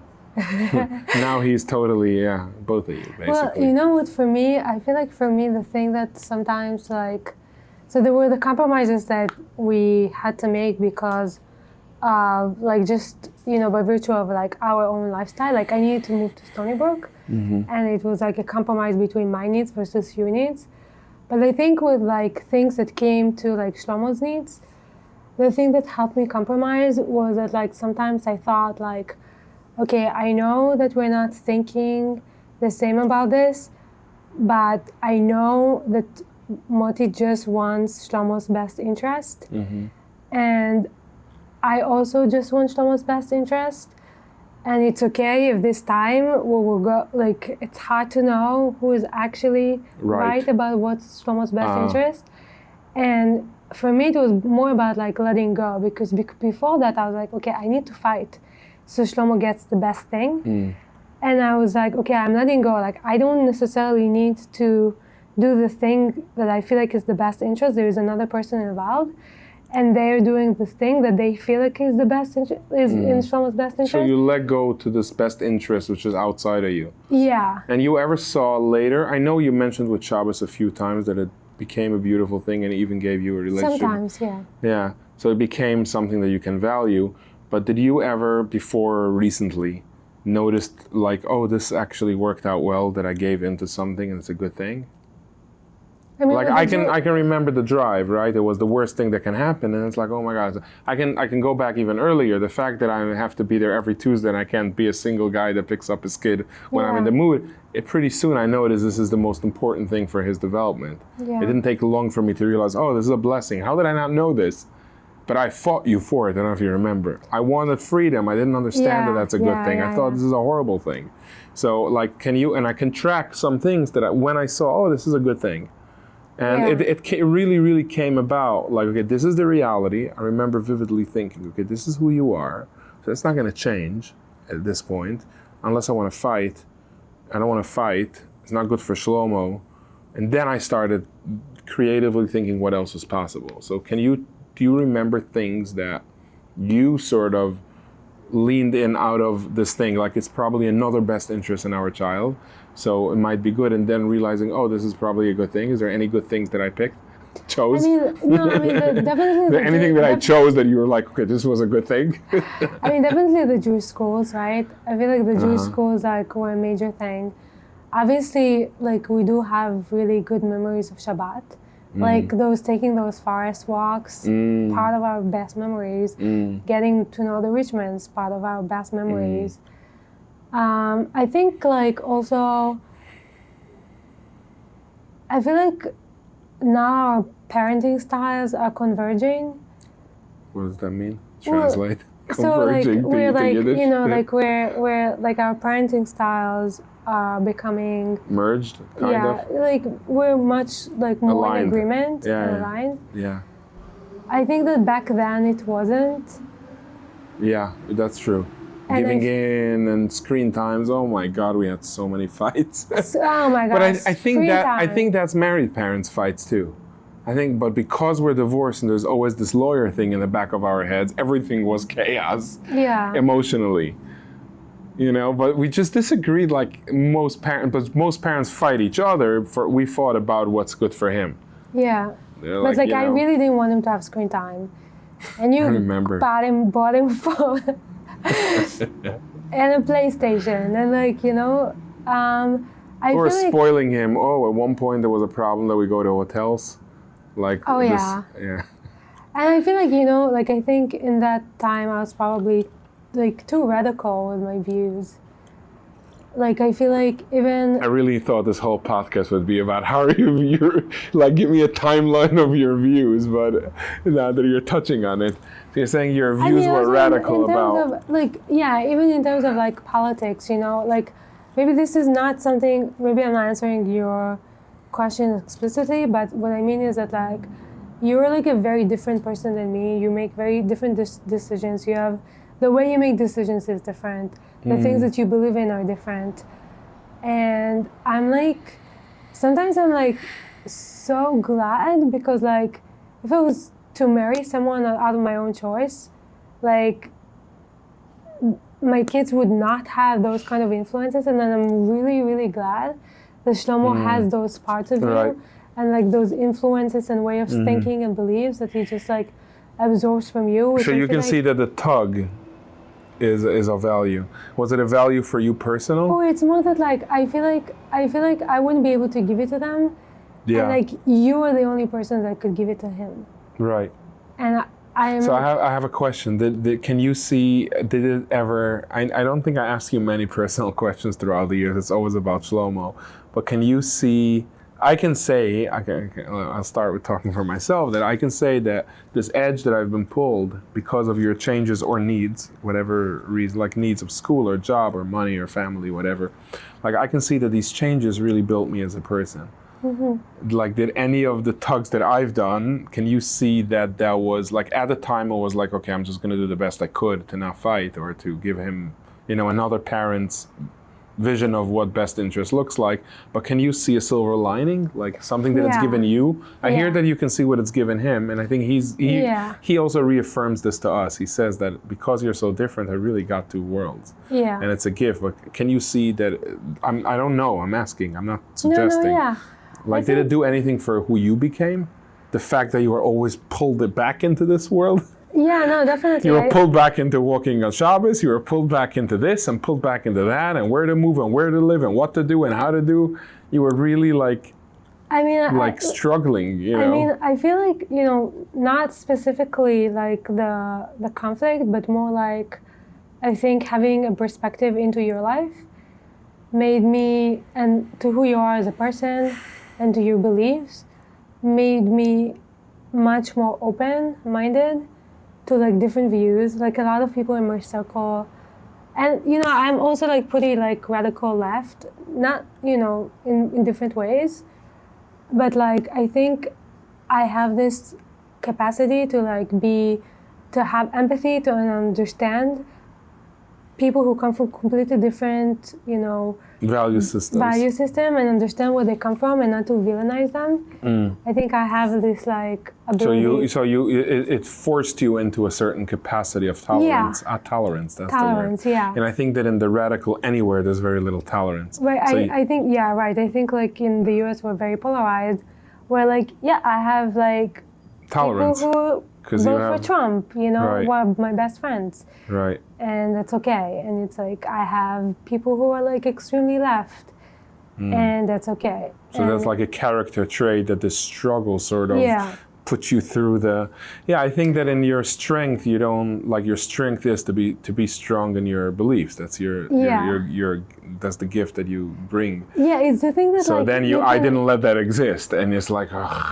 Yeah, but it developed a tolerance. It's the thing that like you can like see someone who has like really different views from you, and like still see the goodness in them and where they come from. Yeah. And like be able to have empathy for the way they choose to do things.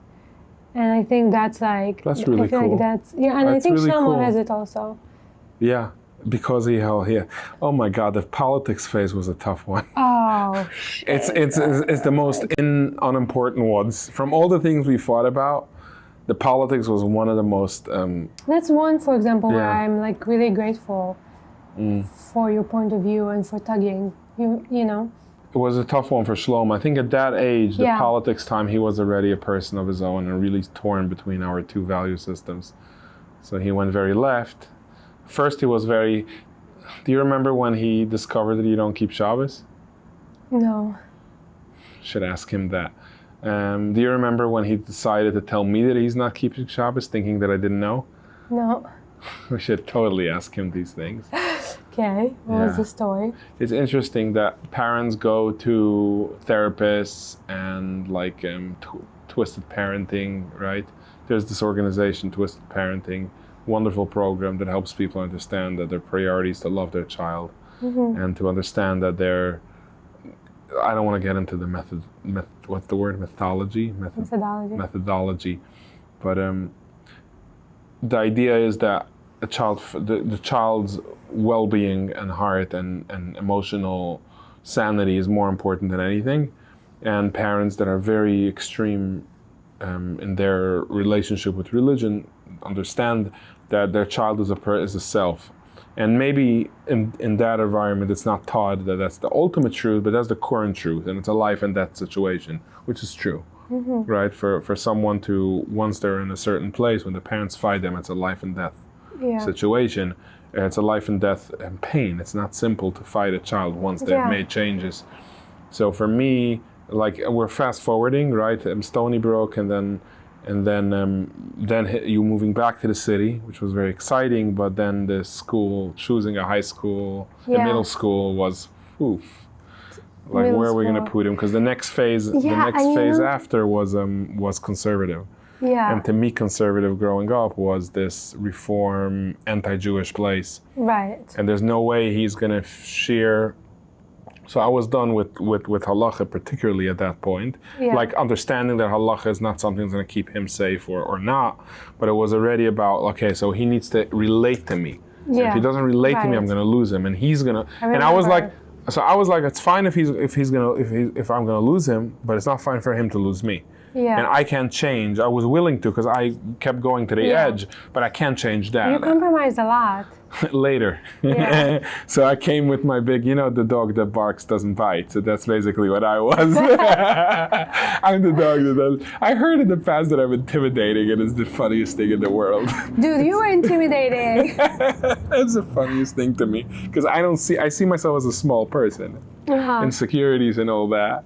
I remember that phase where you were like, if he doesn't go to a religious enough school, to a modern Orthodox school, he's not going to have a way to relate to me. Yeah. And the thing is that we, like, at that point, like, we interviewed so many schools in the city, including, like, Yeshivish and modern Orthodox one. Like, we went to, Jesus, I forgot the names. I remember the schools, Upper West Side schools, And Lower West Side, Lower East Side. It wasn't that difficult, because half the schools we didn't like, and the other half told us we're not a fit. because whatever, like, and Shlomo at the time, like, the thing is that, like, we went to all of these schools, and Shakhtar was actually not even on our list, remember? It was not in our... So your friend from Stony Brook had a close relationship with the conservative community, and she got on the phone with me telling me that you should know it's not this evil place called conservative. They're not against. They're very similar to a Chabad. I think most of my listeners, my circles, still think that conservative circles are very anti-religion and not religion, the heritage. And the truth is that it's totally not. Of course not. And it's a wonderful community. It's a very, very beautiful community. And just saying, it's a very good compromise community. There's really room for anyone. Like, I'm sure no one would even look at someone walking in with payas and a beer. Like, oh, where are you from? Cool, you have a beer, nice. No one cares. So it's like they don't really look at people that way. There were other people who were religious. But the thing is that, like, this, like, we didn't even consider it initially. Like, I suggested it, and you were like, no. Not happening. Not happening. And the thing is that, like, we went to interview all the other schools. And Shlomo at the time, like, there was something about the way he was learning that was, like, really making him so anxious, and, like, he wasn't doing that well in Chabad. Not that it wasn't a good school, but, like, something about the teaching, or, like, It's funny that you relate to the pressure. place as a Chabad school. To me, that was a modern Orthodox school led by Chabad, because I know what a Chabad school is. Yeah, it was not Chabad shluchim school. But it was I see Chabad now that it like, was, but not really. It was a care of school, kind of. Or I think it was. We were very lucky in our dynamic, because they closed down the year he left. Right. And we would have been screwed. Would have been screwed, yeah. But the thing is that, like, we went to all those schools, and, like, the teaching ideology that those schools, like, didn't fit with our values. Neither with our values. It didn't fit. So at that point, I understood really well Wickler's spiel with his best interest of the child. And I really started considering what works in our family. It became a family dynamic. It's like, I'm Orthodox, you're not. This is the child, and we need a space that embraces both of us. So a school that really rejected or had a dress code for you, I understood is not going to work. But at also, that like, point, I feel like it was more about the education, the kind of education. Like Shakhtar had, like, a very, like, like, it didn't have a conventional education system. And at the time, we both figured, this is what I remember, we figured out that Shlomo is not going to fit in with, like, if you like, I remember like he had anxieties about tests. Like he didn't like taking tests. He didn't like, you know. Yeah, at that point we start like the collaboration and parenting that we Yeah. have started back then. It started Yeah. as soon as we started really giving in Yeah. and really thinking of him, not just on paper for an agreement, but going Yeah. outside of the agreement on both of our ends. Yeah. And I know where you broke agreement, by the way, which is me having him more than you than I like. I really right. wanted him for Yontif, for him to have the Yontif scene. Yeah. And I still think that it was wonderful. And you actually could have had him. You said, okay, you can. I remember, yes, you're letting me. And yes, I can have another Yeah. Sukkot and another Pesach. And I'm happy about that. Yeah, I wanted him to have on- that kind right. of. So we started building something that really became about. So at first it was this tug. Like, by the way, I feel so relieved that we passed talking about that phase. It was so Yeah. tight, you know. So those years, there was a concept, a little vision for me of that dad. You know, that's what I held on to. For you was like whatever you held on to, just to get through another email, another argument. And with the Yeah. years, we slowly develop. Okay, we want a school system that is so and so. You also like he's staying in a Jewish school system, like somewhat, like. Yeah. And that's what really slowly but surely it started breaking away the difficulty in everything and really looking at what's good for him Yeah. as a whole. As a whole, meaning with having two parents that are completely different but love Yeah. him enormously, and we both think that our opinions are the most like Yeah. our opinions are the right one and Yeah. at the time, you know, and that's the only way. And then okay, what can we give him that includes both of us? Yeah. And there's a list of, I think there's like a Seres Dibros for that. There's 10 commandments of what every divorced parent needs to know in order to give their child sanity. Like, don't trash your ex. Don't do it in front of your kids. Yeah. Don't do it not in front of your kids. Don't trash your ex. Doesn't Yeah. matter who they are. Don't do it. Yeah. And of course, not married people. And don't talk Don't to your trash kid your about a apartment. divorce. Even, Don't. you know, That's another one. Don't talk to your kids about a They're divorce. not supposed to be like So- your emotional support. Yeah, like, don't recruit them for your agendas. Of course, married people shouldn't do that either, and they do that plenty. Like they recruit their kids to, mommy said this, tati said that, ta, ta, ta, ta, ta, ta. So there is like and we developed this throughout the years instinctively. And I think, you know what, I feel like I'm like very much into like attachment styles now in a more nuanced way, not just like in terms of like behavior, not just in terms of like behaviors, You mean but people's also, attachment styles? yeah. Okay. So there are like 4 attachment styles. Like the secure attachment style, there's anxious, there is avoidant, and then there is fearful avoidant. And I feel like There is an avoidant and fearful avoidant? avoidant, I mean, I am like using definitions that I saw by Heidi Priebe, I think her name is. But avoidant is basically someone whose center of gravity is inside them. So they trust their views of the world, they want to have control over their opinions, and like, you know, and like they have a very strong sense of identity. And they like controlling the environment around them. They're not very good at like relying on other people for like emotional support, or, you know, they know how to self-soothe, and like they tend to be sometimes like more like Introverted or just very self-sufficient? self-sufficient Okay, got it. and afraid of intimacy, afraid of like other people relying on them for or like them. And like anxious is someone whose center of gravity is outside of them.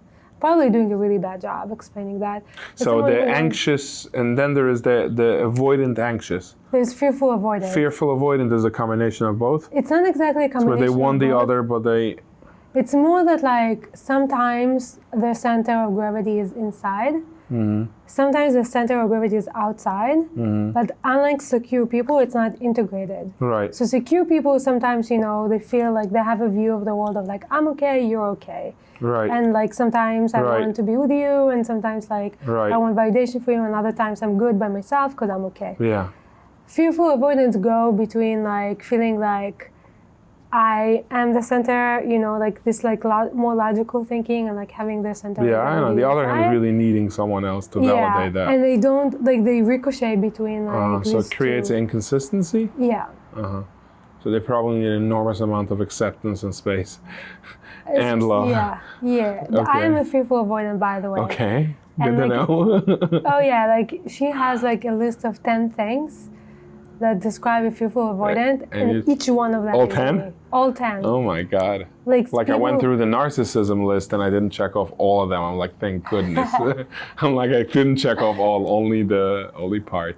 So you've checked off all 10. Interesting. Like So- even the way I make decisions, like I don't like planning because I don't like making decisions for the future. I can't, and it's part of the thing. Well, like having like this disorientation of like sometimes I overtake responsibility for things that happen to me, another time, like anyways, it's complicated. But I feel like the fact that we were like both really loving to Shlomo and like really accepting of him is like not. I feel like even in married couples, it's like not common. It's like Right, because people are very demanding what there needs to be met and not nothing outside of them. yeah, and like people don't like. I feel like Shlomo is like and it's not like he was always like that. I feel like he did have like times when he was but I feel like the fact that we are open with him and the fact that we have respect for each other regardless of our views and are able to model this kind of like respectful relationship and accept each other regardless of our like different opinions. I feel Yeah. like he also Embodies that, sort of lives that. feels that like we also give him that kind of acceptance. So now he does it. It's like he feels accepted despite yeah. choices or and it's a kind of acceptance that we all need from Yeah. our parents. Because I feel like It's like we want agenda, like in therapy I want full pure acceptance, but on the other hand in therapy I also need guidance and tell me Yeah. how to do things. Yeah, and these are mirroring. Yeah. two opposite forces. One is accept me, the other one is Yeah. show me how to do things.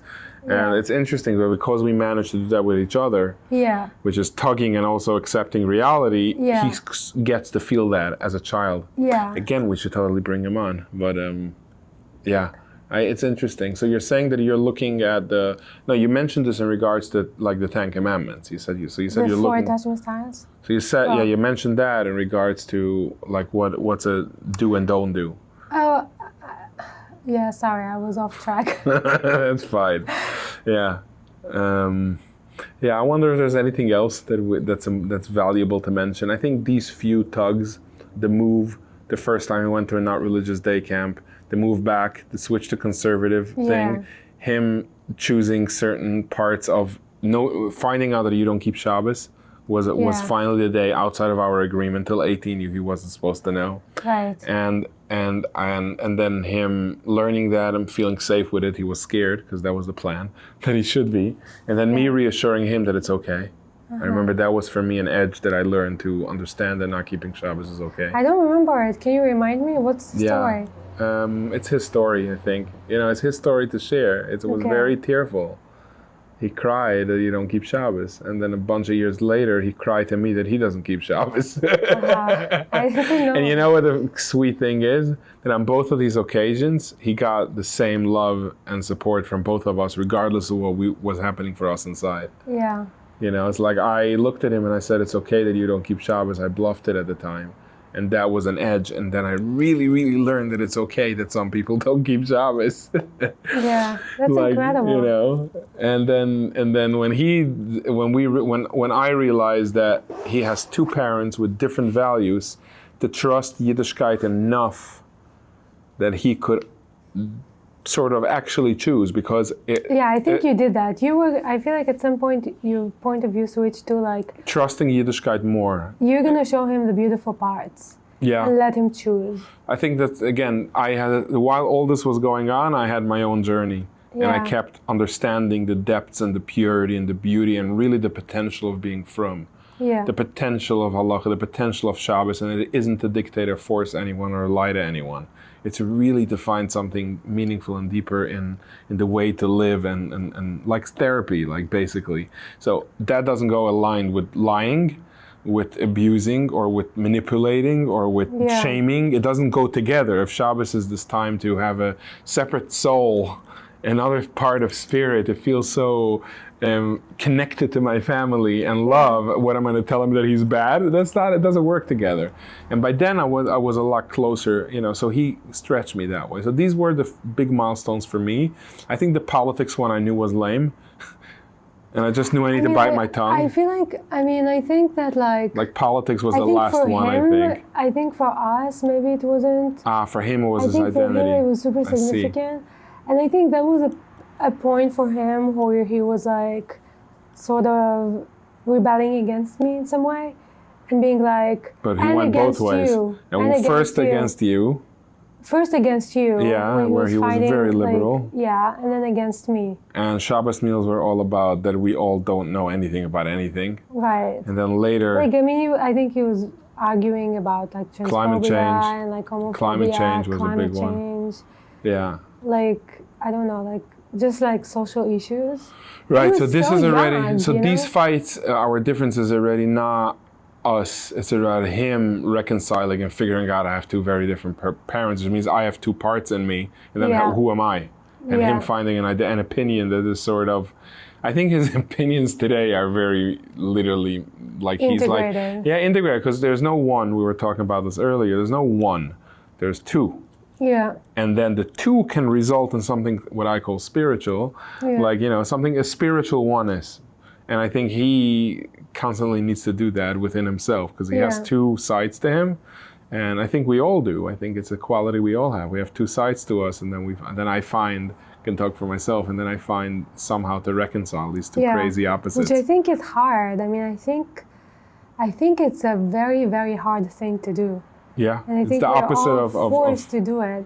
And I see it even like in other parts of my life, not related to Shlomo and you, that I had to do it. And I feel like it's hard, It's hard to reconcile like different point of views that are like very, very contradictory, and being like, okay, more than one thing can be true You mean even within ourselves? Like two sides. Or like in my academic environment, Uh-huh. Like more than one thing can be true at once. It's like it's very possible that like. For me, that's a part of that. Those words are about how do I make sense of two opposites in me. Yeah, I see. Yeah. That's been the thing to learn. I think again, Shlomo mirrors that. Yeah. The ability to do that. I guess I want to end with two things to close this segment, or this nice memory lane, this walk through some. Yeah. So I have a question. In the last few years, you're significantly different in the way I knew you for all these years. In what way? Tolerant, open-minded in regards to different opinions. I didn't know that you're still on a liberal or conservative. I know nothing about, and it was very obvious before. It's a good question. So if I want an answer, I should paint a picture. So I'll paint a picture around politics because it's less personal and important at this point, so it's easier. But two things. One, like in politics, you used to be very kitzoni, very extreme in things. And today, it's not that you're not, it's that I don't know where you're standing. And I don't think anyone knows unless you choose to tell them. So that's a huge change in character. Another example is that my parents said that I should be as grateful to them as you are, because you have this respect, because Shlomo sleeps by them since we moved, and like you remember to be, so that's a point of like you have this mature, integrated, not triggered relationship with things, which the way I remember us younger is like, trigger, trigger, trigger, trigger. This is okay, it's not okay. And you have these two steps of perspective that you can, what changed? Like it's a significant difference in the way I see you. And I left this for a podcast question because otherwise I wouldn't ask you. Because I think there's a teaching moment here. And my podcast, I like to learn. Yeah.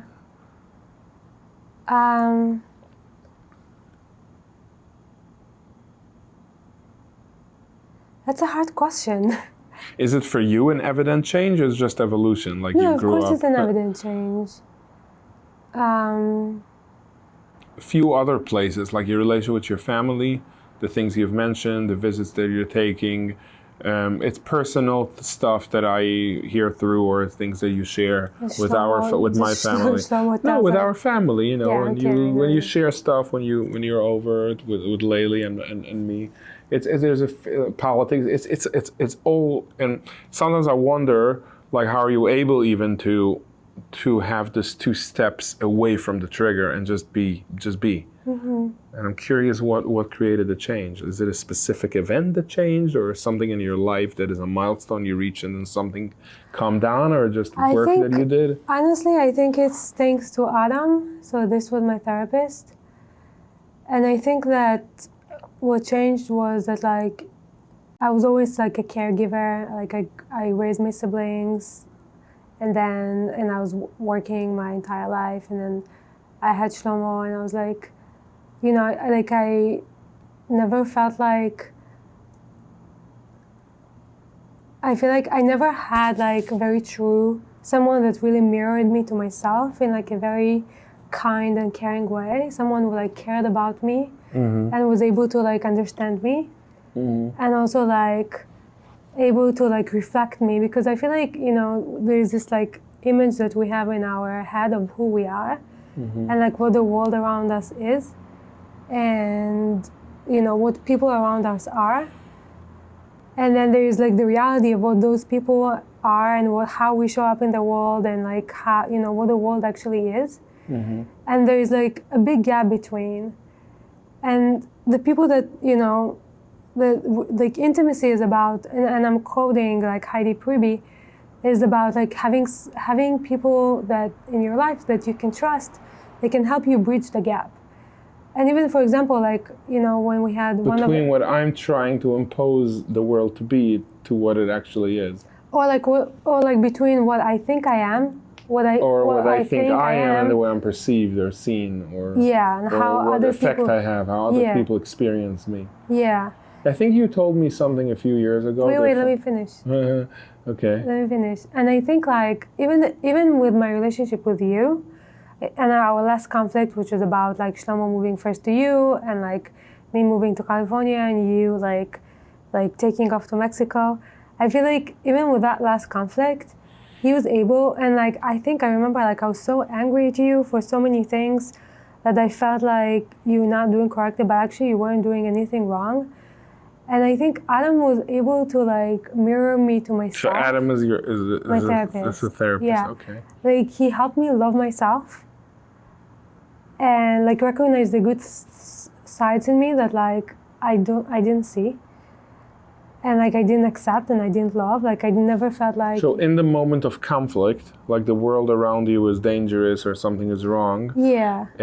There is this sharp edge in you that comes about, and when he mirrors in that moment dafka your light and your value, and that your opinion comes from care or whatever it is in that circumstance, that sort of relaxes you in the tension. Yeah. And like also, and like once like, because I trusted him, you know, so he can also tell me how I come across in ways that I don't try, you know, because I don't know if you remember, but like there was a lot of conflict, like even as recently as last year, you know, and like I think I was coming from a place where I wasn't in the right. It's not exactly like that. It's more complex, but like he was able to mirror me back to myself in a way that was very kind, because like he mirrored both the positive things that like I didn't see in myself, and also probably ways in which like my insecurities and my vulnerabilities make me show up in ways that I don't want to show up.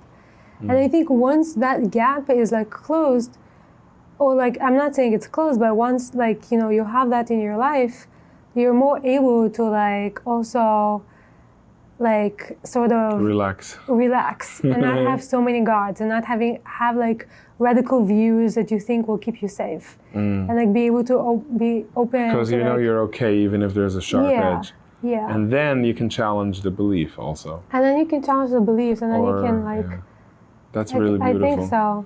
Yeah, I actually mentioned Adam to someone this morning. I went on a hike this morning, and I happened to have mentioned him. Yeah, he came up the second time today. And he helped us so much. I want to send him an email. He did. He was another Yeah. Oh, so after Wickler, Adam was a person we Adam went to. I was- forgot, you said we went to someone, it was Adam. Yeah, Like Adam a few was, years Adam later, also, like, you introduced me to Adam. I remember going to his office and thinking, Yeah. what the hell? yeah, Another person you're bringing. And I really liked him. I remember we walked out and you were so scared if I'm going to agree to surrender to his mediation. And he wasn't Orthodox or religious. But he had so I liked, so you knew he's going to have an understanding, but given my background, Orthodox religion is safety, will I trust him? Yeah. I remember spending with him that hour, and I felt I was special. And Yeah. I think I mentioned him to you also this week. I think it's the third time he comes up in conversation. yeah, I think the value of sharing this also is to understand that the way a person interacts really gives value to, to creating an image of what this world can be. Yeah. His presence, yeah, the way he sees things and the way he acknowledges things, and his being actually creates an opportunity for the world to be different than I thought before I met him. yeah. And that's powerful. And I think, I guess, I feel like a lot of time when we are like in this space, like that we don't feel safe, and we need, like, we don't feel like, if we don't feel okay with ourselves, or we don't feel like strong enough to set our boundaries, then we're less open to other ideas. And we're less open to compromise, or less open to see the goodness in other it's a people. blind spot and shadow work. That's what you've been learning, sharing and learning a lot about. Yeah. Right, so there is this edge that people have, Yeah. which comes about it's a way to protect ourselves. Yeah. So this change that I asked about comes a lot from this mirroring and I this think kind so. of. I think like That's really cool. he's like a person who was like helped me love myself. I feel like Yeah. it's the first time. Yeah. So something you like- taught me a few years ago is that that in order to be able to, if I want to criticize my child, I first make sure he knows I love him. Yeah. So if I don't say, how are you, how's your day, I love you, what do you want to eat, and then I also want to talk to you without him, So first I build that safety, and then I can teach him. That's something that that I remember you shared with me, or Adam shared with us. I don't remember, and I guess that's this mahalach. If it works for kids, it works for adults too. Yeah. It's like really mirroring their light and safety and love, and then we can talk about what's really going on. Because it's part of our job, actually, right? As humans, or as parents, or As both? parents, it's Yeah. part of our job to Right. actually mirror our children back to, it would be a disservice to them if we never mirror them back to themselves. Right. It's part of our job to So be for that to caring. work, there's the safety and the for them to know that I see them in their light and their They value. have to trust us. Right. They have to trust Right. that we care about them. They have to Right. trust our narrative. They Yeah. have to trust that we can understand them. Yeah. And we can understand their narrative in order Yeah. for them to trust our advice and Yeah. our reflection. That's solid. Thank Yeah. you. Okay, so let's close with. Wait, can I ask you a question? Please. I feel like I want to reflect back the same question to you, because even just in the last year, you've made significant changes. So first of all, you picked up your family and moved to Mexico. And even though at the time I was against it, because I was relying on you to stay in New Jersey and raise Shlomo, that's incredibly brave. And then you picked yourself up and you moved to LA again, just a year after. Where do you take this, first of all, the courage to do it, the conviction that it's the right thing? You have a family, you have two, young children. Yeah. How do you do it? Thank you. So I don't see it that way. I don't see it like I picked up my family and I moved. I think that my weakness is that I don't do drastic things, and it's also my strength. So the changes that I've made in my life has always been the next best thing, and the next healthiest thing. So 2 years ago, and we were faced with a challenge of my son Lavian, who was 7 years old. He was 6 at the time, was kicked out of a couple of schools, which is a common thing right now in schools, and Jewish or not. It's behavioral issues is not tolerated, and we didn't understand exactly what's up with him. Therapy, evaluations. I think it's a whole other episode with him in 16 years to talk about how the system is actually completely You should talk about completely screwed up. The best psychiatrist pulling out a book and diagnosing him completely wrong, and similar to Shlomo and resonating and understanding what it's going to take for him to have that sane face, like just a sane mind and a clean heart, is with Levi, that to put him into an environment that's not going to give him what he needs. I don't know yet the other side, but he started school here a few days ago, and he has play dates. He didn't have play dates. He has friends. He didn't have friends. He has teachers. He didn't have teachers. They kicked him out. And no one is kicking him out. Solely motivated by trying solely to find motivated by the school. next best thing. So it wasn't a master plan. I tried getting to the school here, and it's the only school of its kind, by the way. The public school system for special education has a process in order to, it's $120,000 a year, which I can't afford.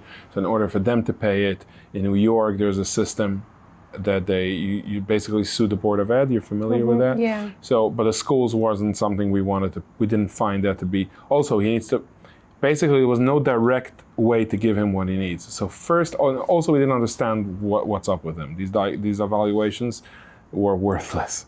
The system really, really is broken. I don't have a cure for it, but at least people should go for some opinions and not necessarily follow one person and one medication and one prescription. Because if it works, then great. But if it doesn't work, 3 months, like, okay, it's time to take another evaluation. And that's what we did. We went to the therapist, we did the thing, and she's the specialist. And we sat there for 3 months and spent whatever money, and it didn't help. So there's something that they're not knowing, and it's time to go look for something else. I didn't know better. Now I'm very educated, and I wasn't at the time. So the only motivation to move was, first of all, I need to leave this place because I can't keep him home. We're not homeschooling material at all. I don't think he would value. He doesn't need homeschooling. About moving to Mexico? That was Mexico because we didn't have a school, and I know Cozumel. I got married there, as you know, and the Rabbi Dudi is amazing, and his wife is amazing, and there's another shliach there, Shlomi, and his wife Noi. They're amazing, and we knew 4 people, and they have a very small school. And we know this woman, Carla, who I knew can be by his side, and they did origami every day, and he learned Shabbat and Chagim, and we figured it's a good plan for a year.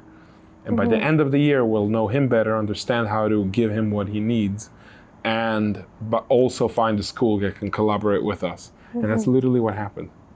That is so brave. So it was literally the next thing, leading to the next thing, which is now being here in LA. One tiny little detail is that Shlomo was done with the New York City school system of getting up at 5:30 and midterms and all that. So it seemed like all in all, leaving that environment was good for both of my big kids, because I have the baby, Meir. And then Shlomo changed his mind. And then Shlomo changed his mind, which we spoke about for the last hour and a half, how he formed to be who he is. Yeah. But he made a choice. I think he had a year where he decided this is not for him. And I know Cozumel was your compromise, but it was definitely out of there. So that was already better. Yeah. And it worked. It was like, so that was my steps. I don't think that I just follow the next thing, which is what I've been doing the last couple of years, like 18 years. That's just really follow the great. next thing and the next person that speaks to what seems like truth and non-biased truth. And that's what I've been following. And now it's here. And this is the I have first. one more question, actually, because I wanna end on a positive note, actually. Okay. Because I feel like, we talked a lot about the conflict, but there were actually, now we spent the weekend together, and I came for both meals, and we had, beautiful conversations and in with Cozumel. Shlomo. Our compromise Cozumel. lately for vacations were that your circumstance allowed you, which I'm very grateful for, to just take a vacation near where I live and just join us. So we didn't need to split, which was amazing. Yeah. Thank you. I think it's great that we can all spend time together, and it feels good. Like the dynamics are good. Like we can tease each other, we can laugh, we can philosophize.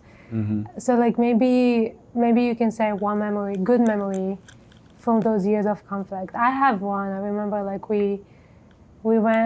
was Shlomo's birthday. I think it was the first time we all went with Levi. Yeah, I remember to Mr. restaurant. Broadway, and he got the what was it? The orange chicken. It was so nice. It was so expensive, but it was so nice. Yeah. That was the first time, I think, me, you, Shlomo, and Leili, Yeah, which and is my Levi, wife, which and was very Levi, nice. that we all went out. Yeah, it was Yeah. really, really nice. Yeah. Do you have any good memories from? Yeah, I can go back to Massachusetts. Uh-huh. It was a beautiful summer. I came up there 3 times because it was my weekend, and I got an Airbnb, and I brought friends. Yeah. And Laylee, Laylee, that. I think Laylee was there at the time. I'm don't pretty remember sure. I that. don't remember either. We can track back dates, but I remember that summer was wonderful. Well, if I picture good memories, Because we have plenty. yeah, you know what Honestly, comes to we- mind? Shlomo's face. That all these Yeah. tugs. At the end, Yeah. he just had a reasonably average upbringing. Yeah, we will ask him. Yeah, I That's mean, what I I'm know to this say. from him. I wouldn't Yeah. like looking at his face is my memory. Like him Like all just, the school functions that we went to together from the very beginning, you know. yeah. When after we just separated, all the Yeah, we like, put that always on all a the shelf. We were. events. I remember like picking him up or meeting you when you went to Long Island. I wasn't in agreement with that. Yeah. To just meet you halfway, and Yeah. it was fine. Like Yeah. we didn't start like shouting at each other, Yeah. and it was fine because he was important. And we showed up for him. yeah. We showed up for him. I And I have thi- a I lot of think- videos from like Yeah, from like us sitting in the science class with Yeah. him, you know. yeah. I remember how that felt. I remember how weird it felt, and I remember how right it felt simultaneously. Yeah. And I think people have a hard time going to an edge. Anything that feels weird or scary Yeah. or not safe, it's like, okay, it's for sure weird, it's for sure scary, it's for sure not safe. And all 3 are not true. They're safe. Even Yeah. if I feel weird, like even this is not something we haven't spoken to this person in so many years, Right. and it's weird, and it's safe. It's okay. Yeah. It's fine. It's okay. It's Yeah. probably valuable to You some can do it people. too. Yeah, it's probably valuable. So again, you know, so I think that that's a good. It's my vision is Shlomo's face, and just seeing how Yeah. life functions and goes on, and years go by, and we all grow. Like all 3 of us, and now my whole family, we all grow. That's wonderful. So if you can give 5 tips, 5 pieces of advice, doesn't have to be 5. You can only have 2. That's fine. We'll collaborate and have 5 together. 5 tips for divorced parents, either in the beginning of the process. So I guess we did say the obvious, which is like don't involve the kids. Mm-hmm. Um, Maybe from a single parent perspective, because you did it alone. oh, That like in regards to the divorce, yeah, we're both very in agreement on that. Don't trash this is your just ex. 5 tips for single parents. Yeah, 5 tips for either divorce or just for parenting as a single parent. I think like, okay, one tip is that like, I think have good friends. Because I feel like often the advice I got from professionals were wrong. Like for example, I remember one doctor that told me that like when Shlomo was 8 or 9 that he was overweight and he needs to like watch his diet. And then I like was, you know, I was like so pressured, and like for a year I was like trying to make sure that he's eating healthy and probably shaming him. And I had the right friends to like tell me, to express to me when I was like Support you and yeah. to support me and to tell me when I'm wrong. Like I remember like my friend Laura, my friend Enba, like when I would do something wrong, like or like, you know, just their point of view. Like I remember like there was one time when like me and Shlomo were having an argument, or I was yelling at him, I don't know. And Laura was with us and her face was like this, and I was like, I went to her and I was like, you know, try to understand like why she felt that way. Like they gave me a lot of feedback about parenting that I trusted more than like than parenting advice that I got. Like they had the right values that and they were able to express it to me in regard to my and Shlomo's parenting. And honestly, I feel like a lot of that advice is like the best advice that I got about parenting, because it wasn't just specifically, you know, neither of them have children, but they sort of like it was more of a support towards your character and helping you mirror that, like who you are, so that really helped you in understanding what to do. Like Anbar really helped me with like the whole diet culture and like body image issues, you know, and like how to support like just like, you know, support like eating and like eating snacks and being okay with like just eating unhealthy, you know? Yeah. Like, I don't want to say it like that, but like with all, you know, the whole, like there's this intense culture of like developing your super self, or like you're super fit and super educated and like have a lot of money and like, you know, and like you're trying to also, you want those things for your child too, because like that's the kind of values we see around our society. So we try to give them the best education, and we try to make sure that they eat healthy and that they exercise. Right. We just pressure them. So good and true friends is one. Yeah. And the other one was to really not trash an ex in front of the kids. I'm very my version of friends is like to have people. My version of that is to really surround myself with advice that resonates. And if it doesn't resonate, don't take it. Go for someone else. Yeah. And that's my version of that. It's like a little bit, that's very powerful. I think, have more? Yeah, I mean, I think sort of showing your vulnerabilities, like to your child, like you don't always, like be authentic around your child. I think like, I feel like showing up authentically, Don't shield them from, showing up authentically in your relationship to your children, like, you know, I think that's, I mean, I feel like Shlomo probably knows me better than anybody else. Of course, we live together. You know, he's my son, and like really, really knows me. Even there are things that he doesn't know about me, but he knows me. Like he really knows me, and I think showing up authentically, like, it's one of the things that, like, for example, now in my trip with Danny and Shlomo, the reason it was so good was because I could, you know, these are like two men already, you know? Many men.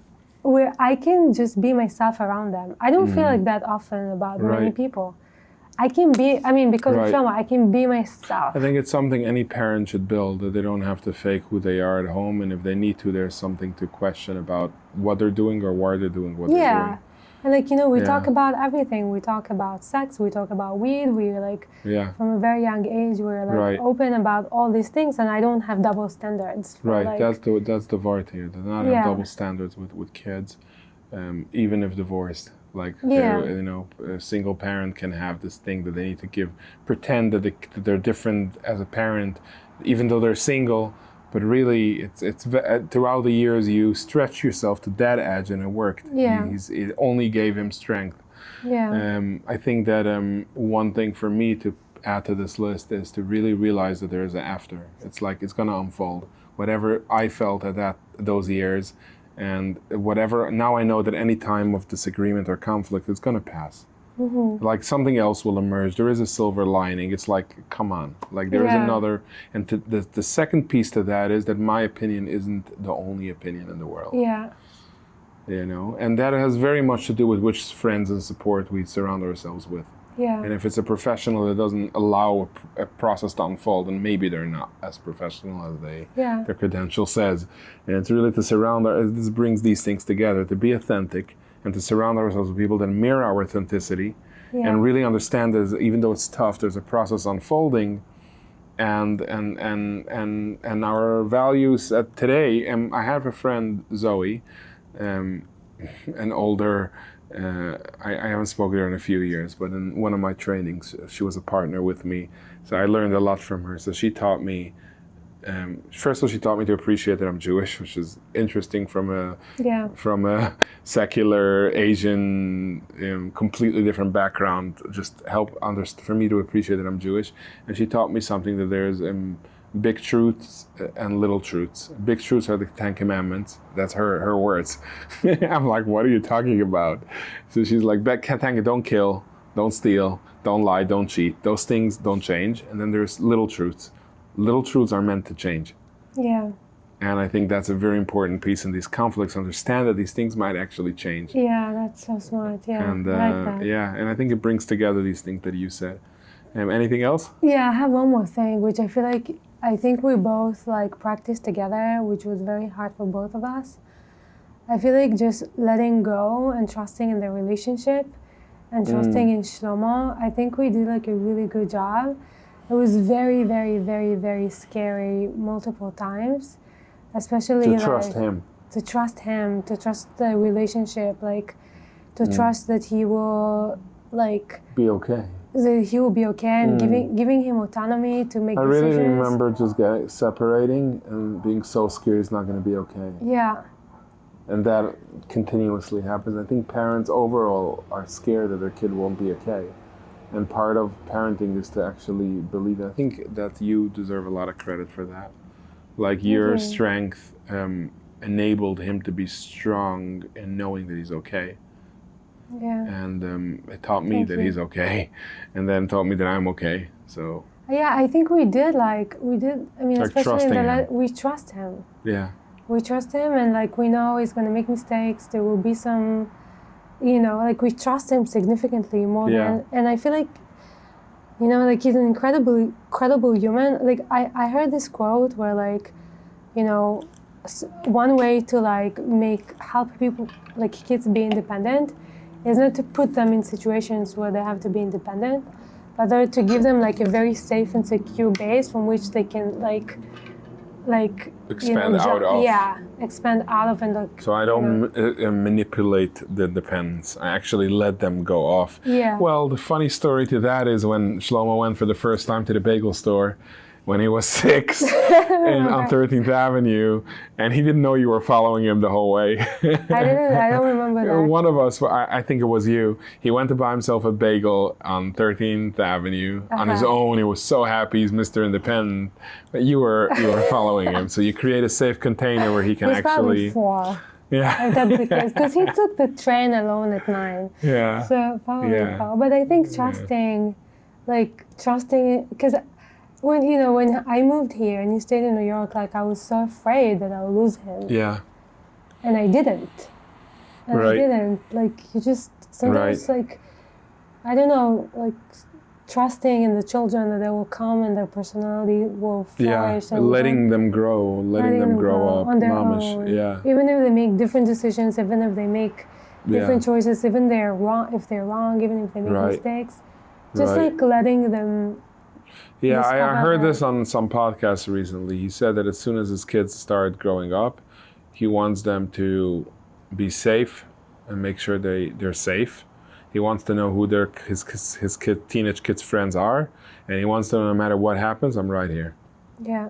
Like no matter what because part of life is screwing up. Yeah. And if I don't want them to screw up, they don't develop the skill of feeling safe to screw up. So no matter what happens, I'm here. And we need to believe them about their experiences. That's the thing. Like, you know. I feel like we're having a fight them. right now. No. We're having like a little fight here about what's supposed to happen next with certain things. But yeah, Alright. I mean, I think anyone needs someone to believe in them, specifically our parents. And even if when we're wrong, to believe that we didn't know better, and that's also okay. Yeah. Good. Thank you so Okay, much. thank you. I appreciate this a lot.